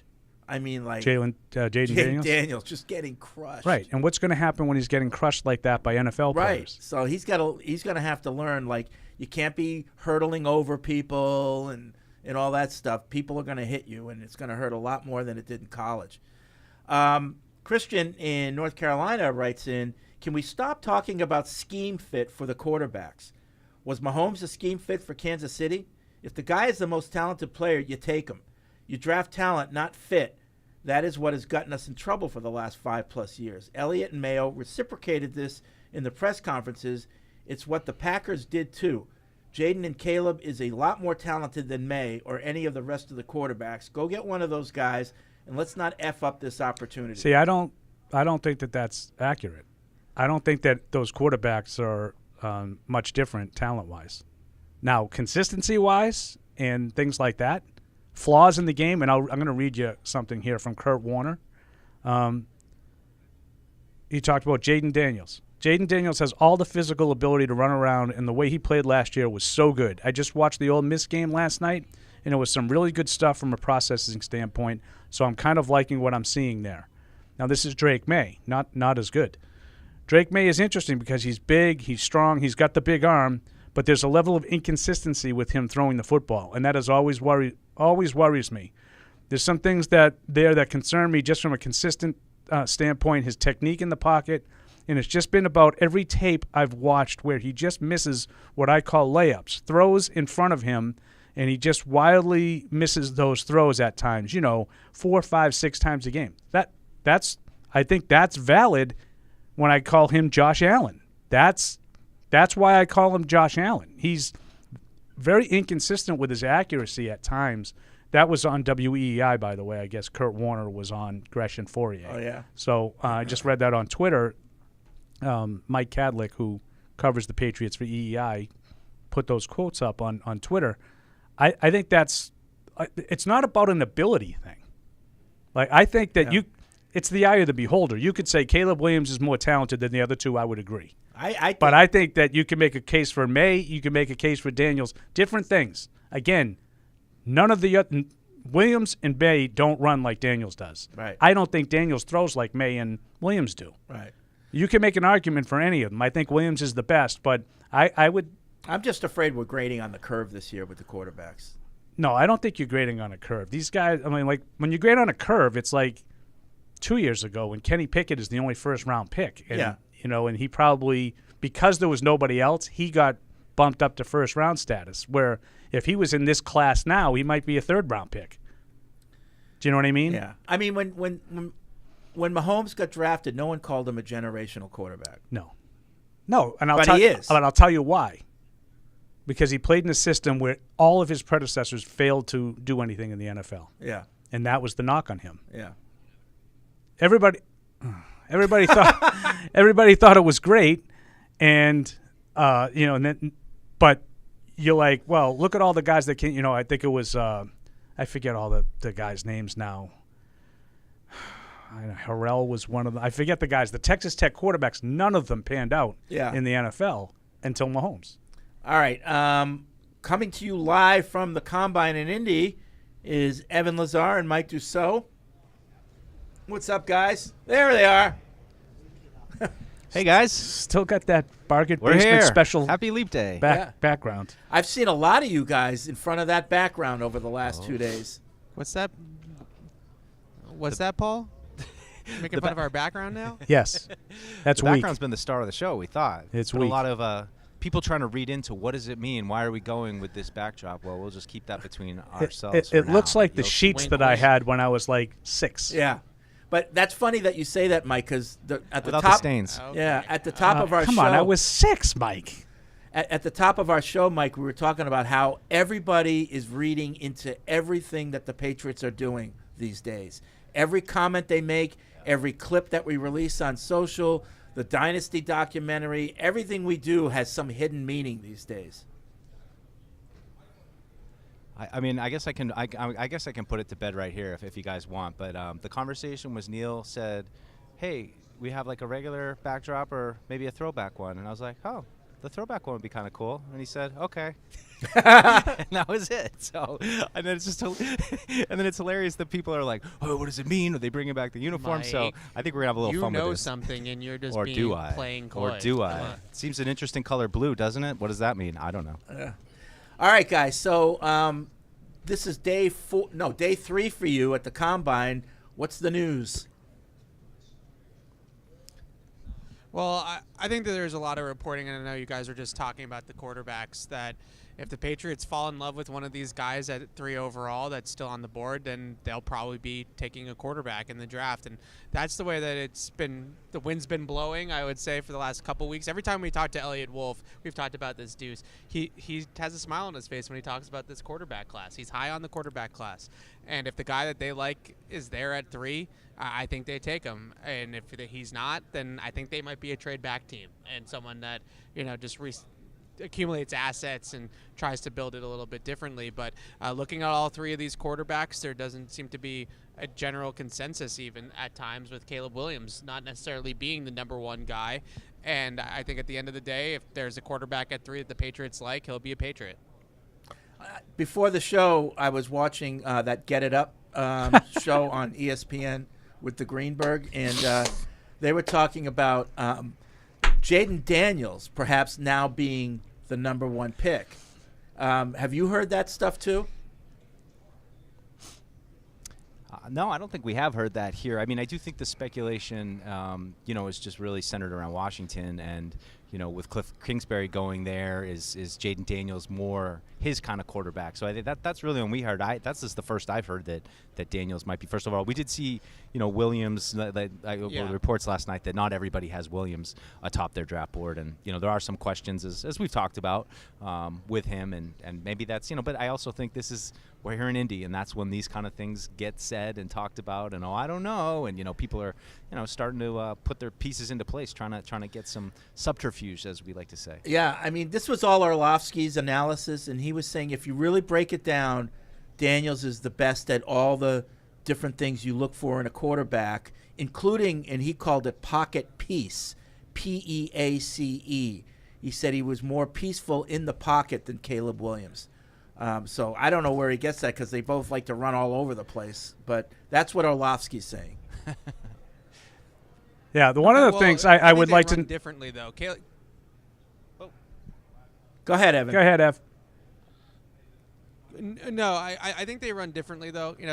Jaden Daniels is more of that pure scrambler or design quarterback runner, whereas Caleb Williams is a true improviser. He's got a little bit of that Mahomes in him, where he doesn't necessarily always throw on time, but he moves off his spot extremely well, gets outside the pocket, and makes throws off platform.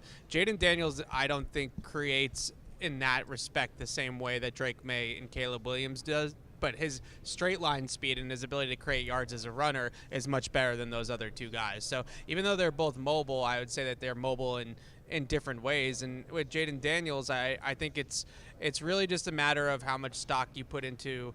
He was throwing to those two great wide receivers, and a lot of his production in college, it was down the field, deep balls down the field on fade routes, especially slot fade routes and things like that. Not as much of that in the middle of the field, consistent ball, driving the football, but more hunting for big plays. So it's a volatile way to live at times in the NFL if that's how you want to build your offense, but he's really good at that. With the draft, there's also the betting market on the first round, and I was listening to one of Paul's shows this morning, Lifshitz, and he was talking about, Drake, you can bet on who you think is going to be drafted wherever. There's a market now that's growing, he says, of Drake May falling out of the top 5. Have you heard anything about that? No, some of these are news to us. Some of it we've heard, but news to but not everybody. surprising. We had a chance today. We had a chance today to sit down with Matt Miller from ESPN. We talked to him a little bit, just about Drake May being, I guess some of his warts are kind of getting highlighted right now, which I think kind of happens with this process with the combine. You get to a certain point, and then all of a sudden everybody seems to focus in on the negative aspect of a player. So, it's hard to say how it's all going to kind of come out in the wash. We get to that draft night, and 2 picks go in. Who are the Patriots left with? And I think right now the signs are pointing that they want one of those quarterbacks, and it's most likely going to be May or Daniels, hopefully. Yeah, and I just look at it is there's too many teams in the top 10 that need quarterbacks for me to think that those 3 guys are going to make it out of the top 5, any of the 3, because obviously if you don't go 1, 2, 3, then that's going to have those teams furiously trying to move up. Now, I'll ask you one more thing. I'm going to ask you guys if you heard. Because Fred and I have been talking about some of these things. Justin Fields in Atlanta, is that something that has sort of generated any buzz in Indy? Yeah, I would say so. That one, I think, makes a lot of sense for the Falcons because of what they would have to give up, I think, in this draft to trade all the way up for one of these quarterbacks. The price tag on those top 3 picks, if you're a team like Atlanta that wants to move all the way up, or a team like Minnesota that's been rumored to move all the way up, has been told, 3 first-round picks, I think is the starting point for that. Obviously, swapping picks this year and then 2 additional picks in the future, similar to what the 49ers gave up to go up and get Trey Lance a couple of years ago, is sort of the blueprint trade right now, the package that everybody's talking about, which is obviously a pretty hefty price, and maybe something that the Falcons wouldn't want to do and instead go with the Justin Fields route. So that's definitely been the scuttlebutt around here for sure on the Falcons. So, other than talking in front of Paul's old bed sheet, what are you guys going to be? Who are you going to be talking to today?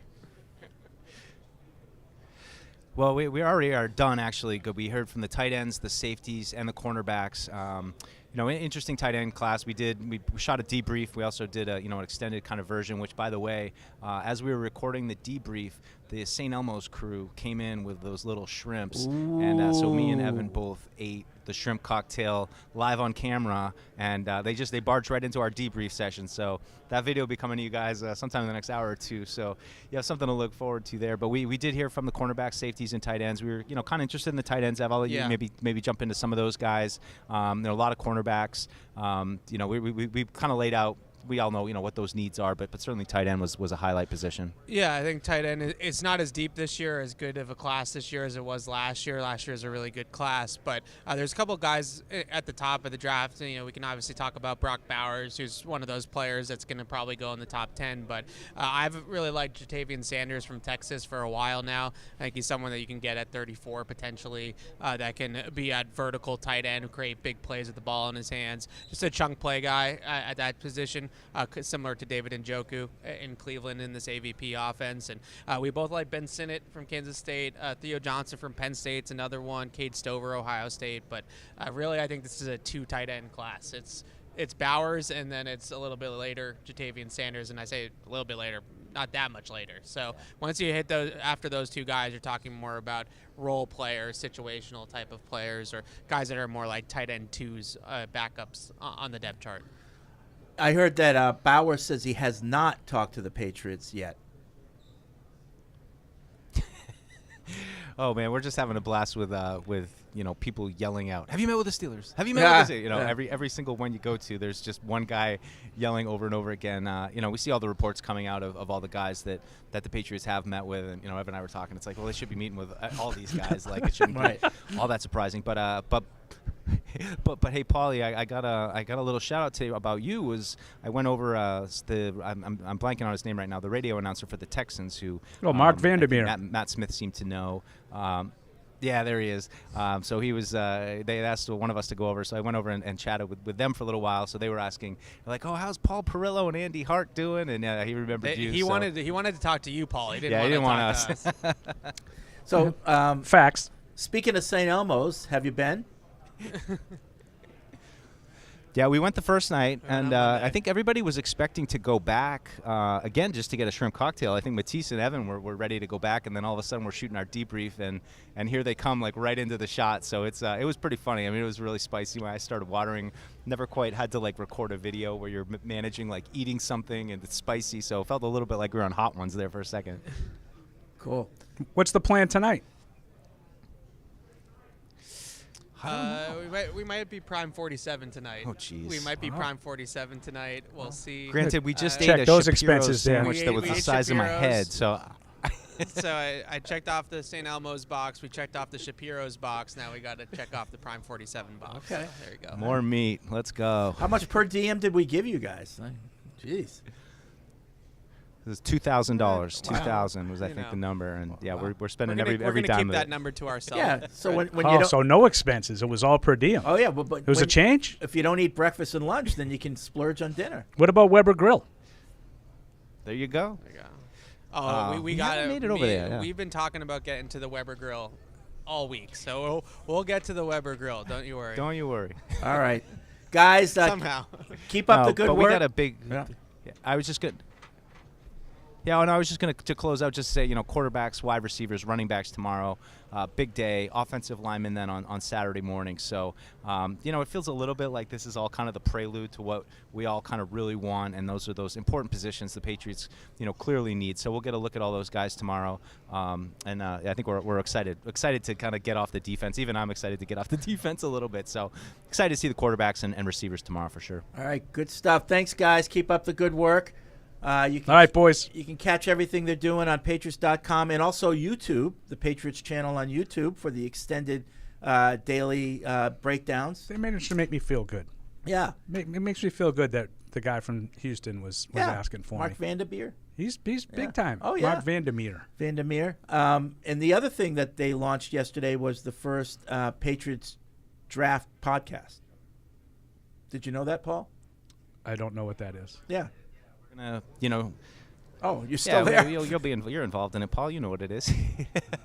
Okay. No, we're we just kind of kick things off here, but just I guess for the unfiltered audience, as we get towards free agency. Like he's not aware of this. I didn't know you guys did anything. I'm not playing dumb. Once. We'll have a once weekly show, really just explicitly focused on the draft, and so we kind of kick that off here. So, we're excited to just bring another, piece of content that we can really focus on this important draft for the fans. All right, guys, back to work. Thanks for joining us. I love Matt goes, oh, so we got Evan and Deuce, and you're like, oh. Just nice guy. Grinds the show to a halt.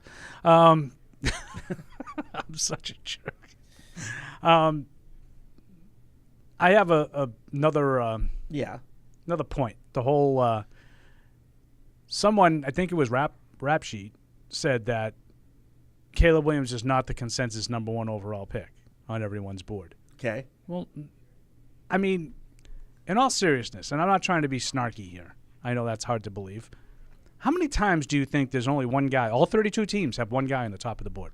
No, but I think it is kind of a story because I'm not surprised 2 months by that. ago he was. I don't think so. Oh, yes. I don't think so. Oh, God, yes, Paul. Fred. There was no one that they... So then you're agreeing with me then that the fact that he cried has affected his draft status. Yes. I don't think that Peyton Manning was number 1 on all 32 teams' boards. I'm not talking about... But I'm just saying, I don't think that happens a lot. It doesn't happen a lot. And I don't think it happened this year either. It did. Everybody has a different view of what the best quarterback is. 2 months ago, Caleb Williams was the consensus number 1 pick. He is the consensus number 1 pick. That's not what I'm asking you. No one was he saying, still is the consensus number 1 pick. But no one was saying, oh, it could be Jaden Daniels, it could be Drake May. No. I'm telling you. No. No one's saying that now. Wow. They're saying that he's not number 1 on everybody's board. Yeah, I'm saying 2 months ago he was. You're not saying that. We didn't hear about everybody's board 2 months ago. Okay. I'm not saying he's the consensus number 1 pick. I heard somebody... Consensus means 28 out of 32. Okay. No, that's true. But somebody is reporting now that not all 32 teams have him number 1 on their board. I would be willing to bet that that's almost never happened, where all 32 teams have the same guy number 1 on their board. Okay, that's fine. But I'm just saying, in this case, 2 months ago, everybody I heard said Caleb Williams is going to be the first pick. Today, that's what everybody is saying now. No, I heard Dan Orlovsky say right today, Jaden Daniels is correct. Consensus doesn't mean 100%. Okay, but I heard no one. Everybody still thinks Caleb Williams is going number 1. Most people. Right. Yeah. The report that came out that's new is that not all the teams have him number 1 on their board. Yeah. I would agree with that. I don't think all the teams had Bryce Young number 1 on their board last year. Well, we know that. How? Because he's not that good. But he was coming out. He was the Heisman Trophy winner, and he was a stud. So what? The year before, 2 years before that, I'll bet you that not everybody had Trevor Lawrence number 1 on their board. Yes, they did. I'll bet you they didn't. Wow. They had him number 1 quarterback, but I'll bet you they didn't all have him number 1 on their board. And I'd be stunned if every team had Caleb Williams number 1 on their board. Yeah. No, but now... I think they're a good... Marvin Harrison is probably number 1 on a lot of people's boards. Yeah. But a lot of teams' boards. I don't think that's newsworthy. But are you factoring in people who don't need a quarterback? No. You're missing my point. When you stack your board, Fred, I understand. you're doing it by talent. I want to make sure that we're talking the same When you language stack your board, you're doing it by talent, not who you're going to pick. Right. No, I just want to make sure and I would be willing to bet that it's almost never happened where every single team had the same exact guy number one on their board. Okay. I find that awfully hard to believe. Yeah. I do. I find it almost impossible to believe that every year all 32 teams are lockstep. Marvin Harrison is the best player in this draft. You might be right. I'm talking about people who are analyzing the draft. Everybody was saying Caleb Williams is going to be the number one pick. Again, you can keep saying that. That's not what I'm talking about. Okay. We're talking about something different. We're talking about number one on our board. Okay. Yeah. I'm talking about like, I will bet you that virtually none of the teams had the number one pick on the board most years because it's almost always a quarterback. Right. Right. That's my point. Okay. So it's not newsworthy to me that not all the teams have Caleb Williams number one on their board. That's what I'm trying to say. Okay. In November, not all the teams had Caleb Williams number one on their board. I'll guarantee it. Yeah. Because they didn't need a quarterback. No. Why do you keep saying this? Because if it's not about who you think you're going to pick. I know, but if they needed a quarterback, number one on my board isn't who I'm going to pick. It's it's my evaluation, Elliott Wolf's evaluation of who the best player in this draft is. Isn't that what that person was talking about? No. Oh. That's not what they're talking about. That's two different things. Yeah. And I still think the consensus is that he will be the number one pick. And I will agree with you. If that's not what he was talking about, it's not news. Well, the report, you know what? I don't even know who had the report. Yeah. But the report that I heard referenced on the radio when I was driving home yesterday said that not everybody's in agreement that he's the number one player on the board. Not all teams. So that's not about who I'm going to pick. No, but that could be interpreted a lot of different ways. Well, I'm telling you, that's not about who you're going to pick. Okay. Because in the way you're talking about it, you're right. But I don't know if that's the way they were talking about it, because in the way you're talking about it, I agree. It's not news. So why would they say that? So I think they meant something else. No, I don't think they did. I think they think it's noteworthy. Yeah. Well, then they're wrong. Much like people think it's noteworthy that the Patriots are going to be strongly considering a quarterback. Right. They don't have a quarterback. There are three guys that are going to, all considered to go 1, 2, 3. Right. It's not news. I know. But you present it as news. I know. That's all. But I could get wound up. I knew I could do it. That's why I knew I could do it. But my thing is, and forget about what you just said. Right. Going back to, I do think that there's starting, and again, this could be just trying to create a story, trying to create drama. But to me, 2 months ago, everyone thought Caleb Williams was going to be chosen first, whether it's. And I think that the consensus is still that. That's my opinion. Well, maybe people, yours changes. No, most people do. Maybe yours But I changes. didn't hear anyone 2 months ago saying it may not be him. Now I am hearing that. Yeah. We'll see. Anyway, I'll give you an example to try to explain to you the difference, which I still don't think you know my I differences. understand what you're saying. Like if you're looking at the best athlete, if Andy Reid, it could be Marvin Harrison is number one. If Andy Reid and Brett Veach think Caleb Williams is the best player in this draft, they have him number one on their board. They ain't taking him. That's right. But they have him number one on the board. Okay. I don't think it's very common. Paul, you stack it vertically and horizontally. Correct. That's what I'm trying to get to you. I don't think all 32 that, teams ever have the same guy number one on their board. You're not wrong, but I don't think that's what they meant. That is what they meant. What I heard yesterday, that's what they. That's exactly what they said. Not all of them have him number one on their board. Not all of them have him going number one overall. But I don't think they meant that. When you say someone's number one on your board, that's your opinion of who the best player, talent-wise, is in the draft. Well, I don't think whoever was saying this is that sophisticated. I think it's not sophisticated. This is my point. No, but it's not a story what they were saying. I agree with that. I agree. It's not a story. Yeah. So I think they worded it wrong. But we'll see. I can only go by what he said. I know. Let's see. That's a good one. I should say or she, because I don't remember where the report originated. Are you sure this wasn't one of your straw people? No, not at all. I might have, I might have bumped my head. Chris in Virginia. Different topic. He says, good. I was wondering when the tickets will be on sale for Tom Brady Hall of Fame ceremony in June. That's a good question that we're starting to get asked a lot. But my birthday is June 12th, so I'm planning to drive up for Virginia for it. Just don't want to miss the opportunity to buy tickets. Keep it under 70. Yeah, so I think what they're going to do is open up the tickets to season ticket holders first, which they should. and then whatever's left over, they'll open it up to the public. Okay. Yeah, but I'm pretty sure it's not going to be an expensive ticket either way. So we'll see what happens with that. But it's going to be Fred's definition of not expensive, and the rest of us is probably different. It's going to be a big. It's a big to-do. Big to-do. Ellen, Wisconsin. So given everything we've seen so far of the new regime, how much faith do you have with the new people to start a string of success with this draft? Given our draft struggles, it might be tough now that we don't have a very, very good drafter at the top. Yeah, it's funny that they put it that way. I got a little bit persnickety in the mailbag on one of those. Yeah. You know, talking about all the draft misses and this and blah, blah, blah. And I was like, you know what? And I did it. And I was like, I wrote a sentence that was about 3 lines long, and all it was names. Yeah.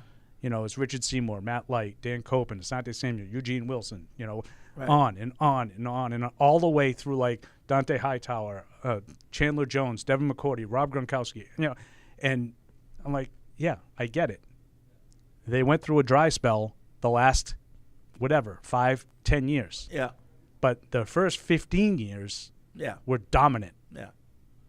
Now, I get why that's why they're in the situation they are now, but let's not pretend that regime didn't know what it was doing. No. When it came to the draft. You can't win like they did and be that clueless. And that's the line that always gets thrown back at me calling Bill a very, very good drafter. Todd's in North Carolina. He was. What's up, He's Todd? not anymore. Hey, good evening, you two. I'm glad that you're doing a great show. I'm happy to hear that Evan seems a little bit more relaxed with the whole coaching staff. You know, he's starting to use AVP and for offense and this. My question is, I was listening to ESPN this morning, and they said there hasn't been identified pre-draft, like Mahomes was after draft, a generational talent at quarterback since Andrew Luck.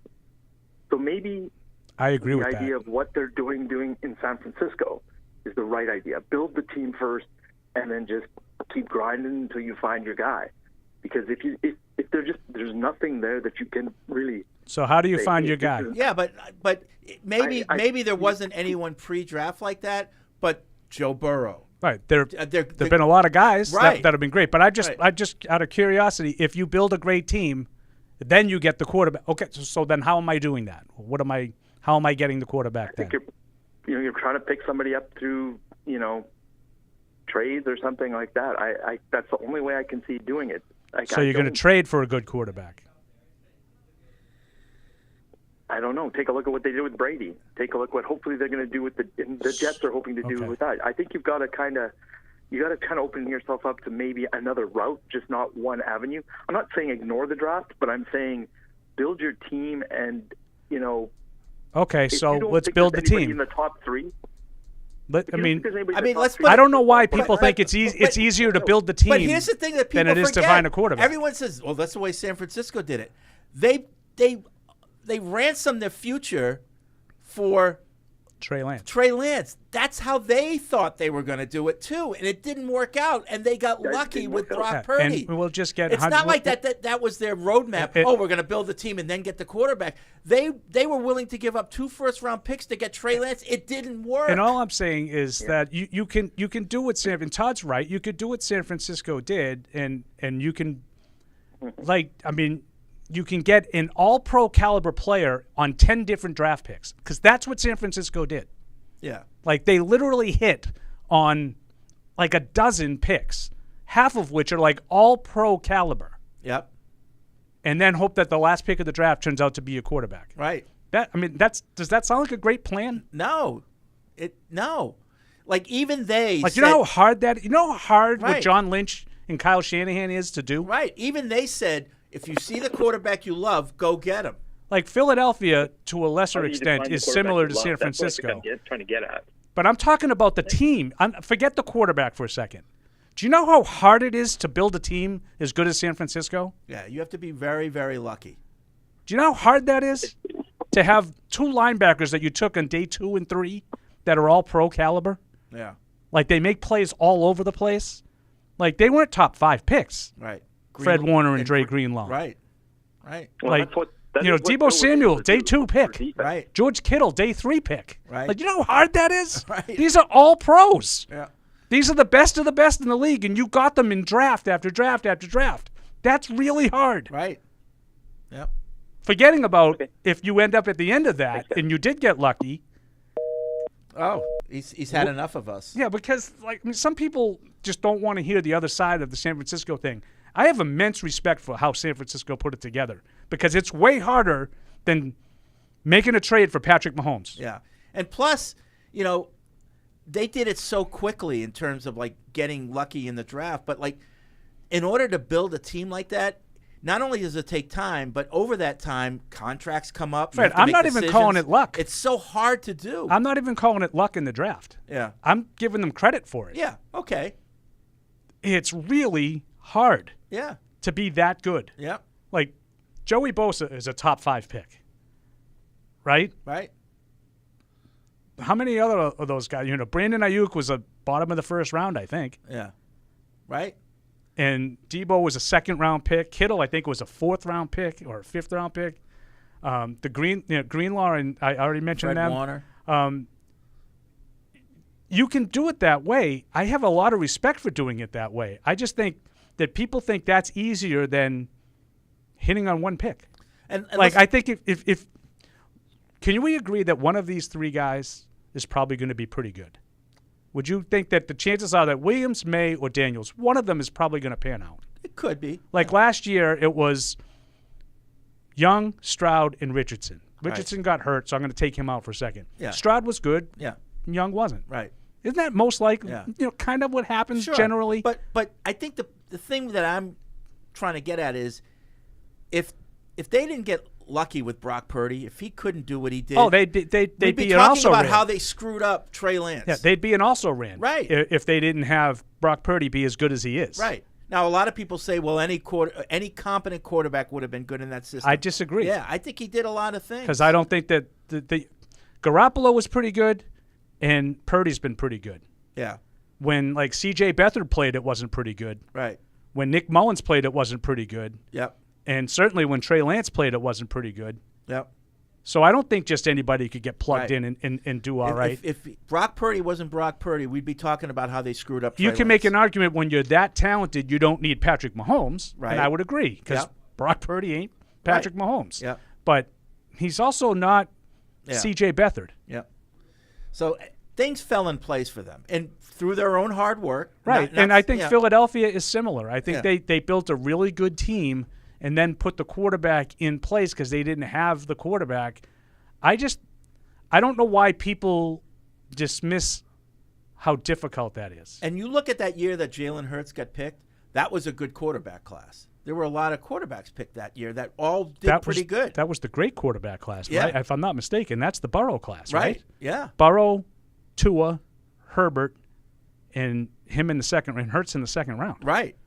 So that's not going to fall into But what do you think is easier? If you want to be, you want to go from being a struggling rebuilding team to a playoff contender, what do you think is easier? Hitting on 10 draft picks over 3 years or hitting once on C.J. Stroud? Right. That's what Houston did. Right. That's the way. That's the quickest path in the most. Because I don't care what you tell me about Nico Collins and Tank Dell and, Devin Singletary, journeyman running back. Yeah. C.J. Stroud made the difference. Yeah, and that's why C.J. Stroud's the one who brought that. Now, they have some other good draft. They drafted Tank Dell and Willie Anderson last year. Good. They had a good draft last year in addition to Stroud. And that's what we need to do. But without Stroud, but that team didn't go to the playoffs. That's why we're lucky to have Ben McAdoo. Well, your lips to God's ears, Fred. John's you and your Ben McAdoo. John's in South Beach. What's up, John? Johnny South Beach. How's it going? Good. I'm back. I took a brief hiatus, but I am back calling in. Okay, great. So I've been watching some of the Dynasty, and I know you guys have addressed a bunch of stuff on the Dynasty podcast. 2 thumbs up, love it. From my perspective, and maybe this is just some Homer BS, but I look at the Chiefs burgeoning dynasty and, say they do exactly what we did over the course of 19 years. I feel like a lot of dramatic stuff is going to need to happen with that team to make them like as interesting as the Patriots were during their time. Because right now it's like nice guy quarterback, has an annoying family and a weird dad. Like, okay. Andy Reid, he's got an interesting story too, but I think Bill Belichick's is like much more compelling. And I'm open to the possibility that things, will become more dramatic with that team over time. Sure. But just want to know what you guys think about that, because you're veteran five or 6 from years, like an editorial perspective. Yeah, 5 or 6 years into the Patriots dynasty, you would say the same thing. Like there wasn't the drama came in trying to keep it together for 20 years, and I guarantee you, if the Kansas City Chiefs are lucky enough to keep it together for that long, there'll be drama. There'll be things that happen because a lot of human beings will come through that system, and they're all different. So what were the things that were drama at the beginning for the Patriots? Lawyer Malloy. But yeah. Brady Bledsoe. Yeah. That was drama. Yeah. Right? And the whole not as much as the whole it's in the whole dynasty. coming together. Yeah, that was not. Yeah. That wasn't schlock. That was big. The winning and coming on and all that stuff and overcoming the Lawyer Malloy thing. But that wasn't in the dynasty. No, I'm just saying these are the things that were the drama in the early part of the. Sure. So I don't know, having Alex Smith in a 12-win team and drafting Patrick Mahomes and that whole sort of passing of the torch, right? Yeah. Kind of, not the same as Bledsoe, Brady, but similar. Yeah. Then you get good, you start winning, and Tyreek Hill, arguably the best player on the team, they decide we got to part ways. Yeah. Like, right. To say nothing of off-field, where you want to go like the whole Mahomes situation. brother. Well, not the Mahomes brother thing, but like the off-field with Aaron Hernandez here. Oh yeah. Like, what was the timeline of the guy? And his name escapes me. That killed himself. Well, that was before Mahomes. You sure? Yeah, because Jason Stone was there then. Okay, so that was a long time ago. Yeah. But the other thing I was going to say off-field was Andy Reid's son, who injured somebody. So there's drama in every organization that you don't know about that would make for a great documentary. Yeah. And I think Andy Reid and Patrick Mahomes are fascinating documentary subjects. Sure. Personally. Yeah. More so than Belichick for sure. Yeah. Andy Reid, personality-wise. Yeah. I'm way more interested in what makes him tick. Yeah. Yep. So thanks, John. I think it's just impossible not to have drama when you have 53 guys on the team plus coaches and owners and all that stuff going through every year. Stuff happens. They're human beings. Like, what do you? We only know the tip of the iceberg. By the way, I forgot the most recent thing. Right down to they had their parade 2 weeks ago, and they had a shooting, and a poor woman lost her life. Right. Like, there's drama. There's drama everywhere. And forget about the drama. You got the whole Taylor Swift stuff. I mean, how many teams has that happened to them? Where one of the most iconic pop stars in the world. When you think about it, the parallels are like uncanny. Like Brady, Giselle, and Travis Kelce and Taylor Swift. I would argue that Taylor Swift is much more popular. I don't really think it's an argument. Right. So. Like, there's a lot there. There's a lot. And there's a lot on that bone. They're only 5 or 6 years into it. And Johnny South Beach was, he said it up front. He goes, listen, maybe it's a little Homer in me. Yeah. And I get that. Like, now, am I as interested in Kansas City? No. Yeah. But I'm a Patriots fan. I grew up in Boston. Right. So, obviously, I'm much more interested in the Patriots than the Chiefs. Jerry's in Connecticut. We'll finish up with you. What's up, Jerry? Jerry! Hey, how's it going, guys? All right. Did you mispronounce my name? You said Jerry? Jerry, that's what it's written down here. Jerry in Connecticut. Unbelievable. It's Harry. Harry. Come on. Jeez, get him his T-shirt, will you? Jeez. Darn. What I wanted to say was I want Drake May on this. Do repeat your name back to you. I want Drake May on this football team, and I'm worried that he's not going to slip to 3. So I want Washington on the phone.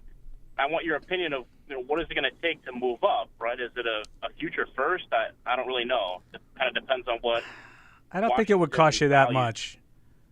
But no, because here's the thing.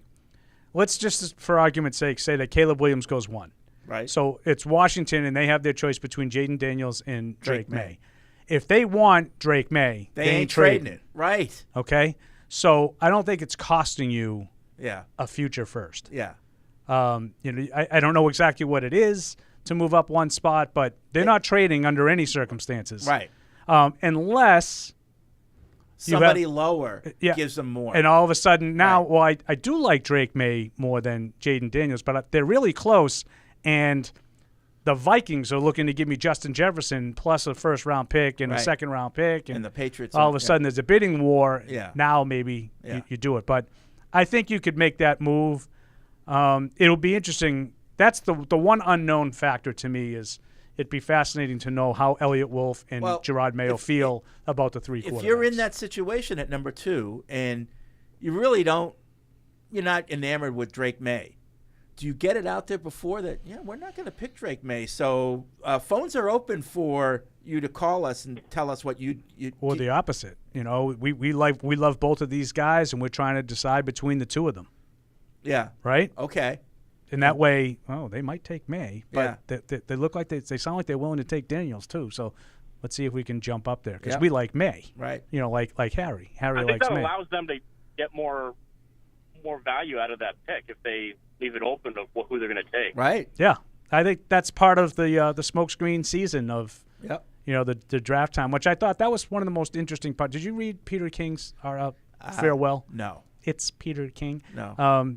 I thought that was one of the things that I won't miss, and it was the draft. He goes, the silliest thing I've ever done ever, and I do it every year, mock drafts. Mock drafts. He thinks they're ridiculous. I totally agree. He goes, the only time it's of any remote value is the week of the draft. Yeah. When you sort of let all the smoke settle and all the dust, whatever.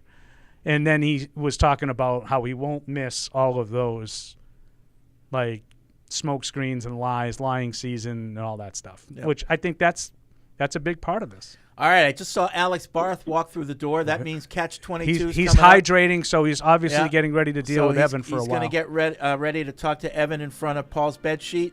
So it's a 4-second delay, Alex, so be careful. All right, we will talk to you next week on Tuesday. Have a good weekend. Catch 22's up next. Thank you for downloading this podcast. Subscribe on Apple, Google Play, and everywhere else you listen. Like the show? Please rate and review us. Listener comments and ratings help keep us high in the podcast rankings so new listeners can find us. Be sure to check Patriots.com for more news and more podcasts. The world's original podcast.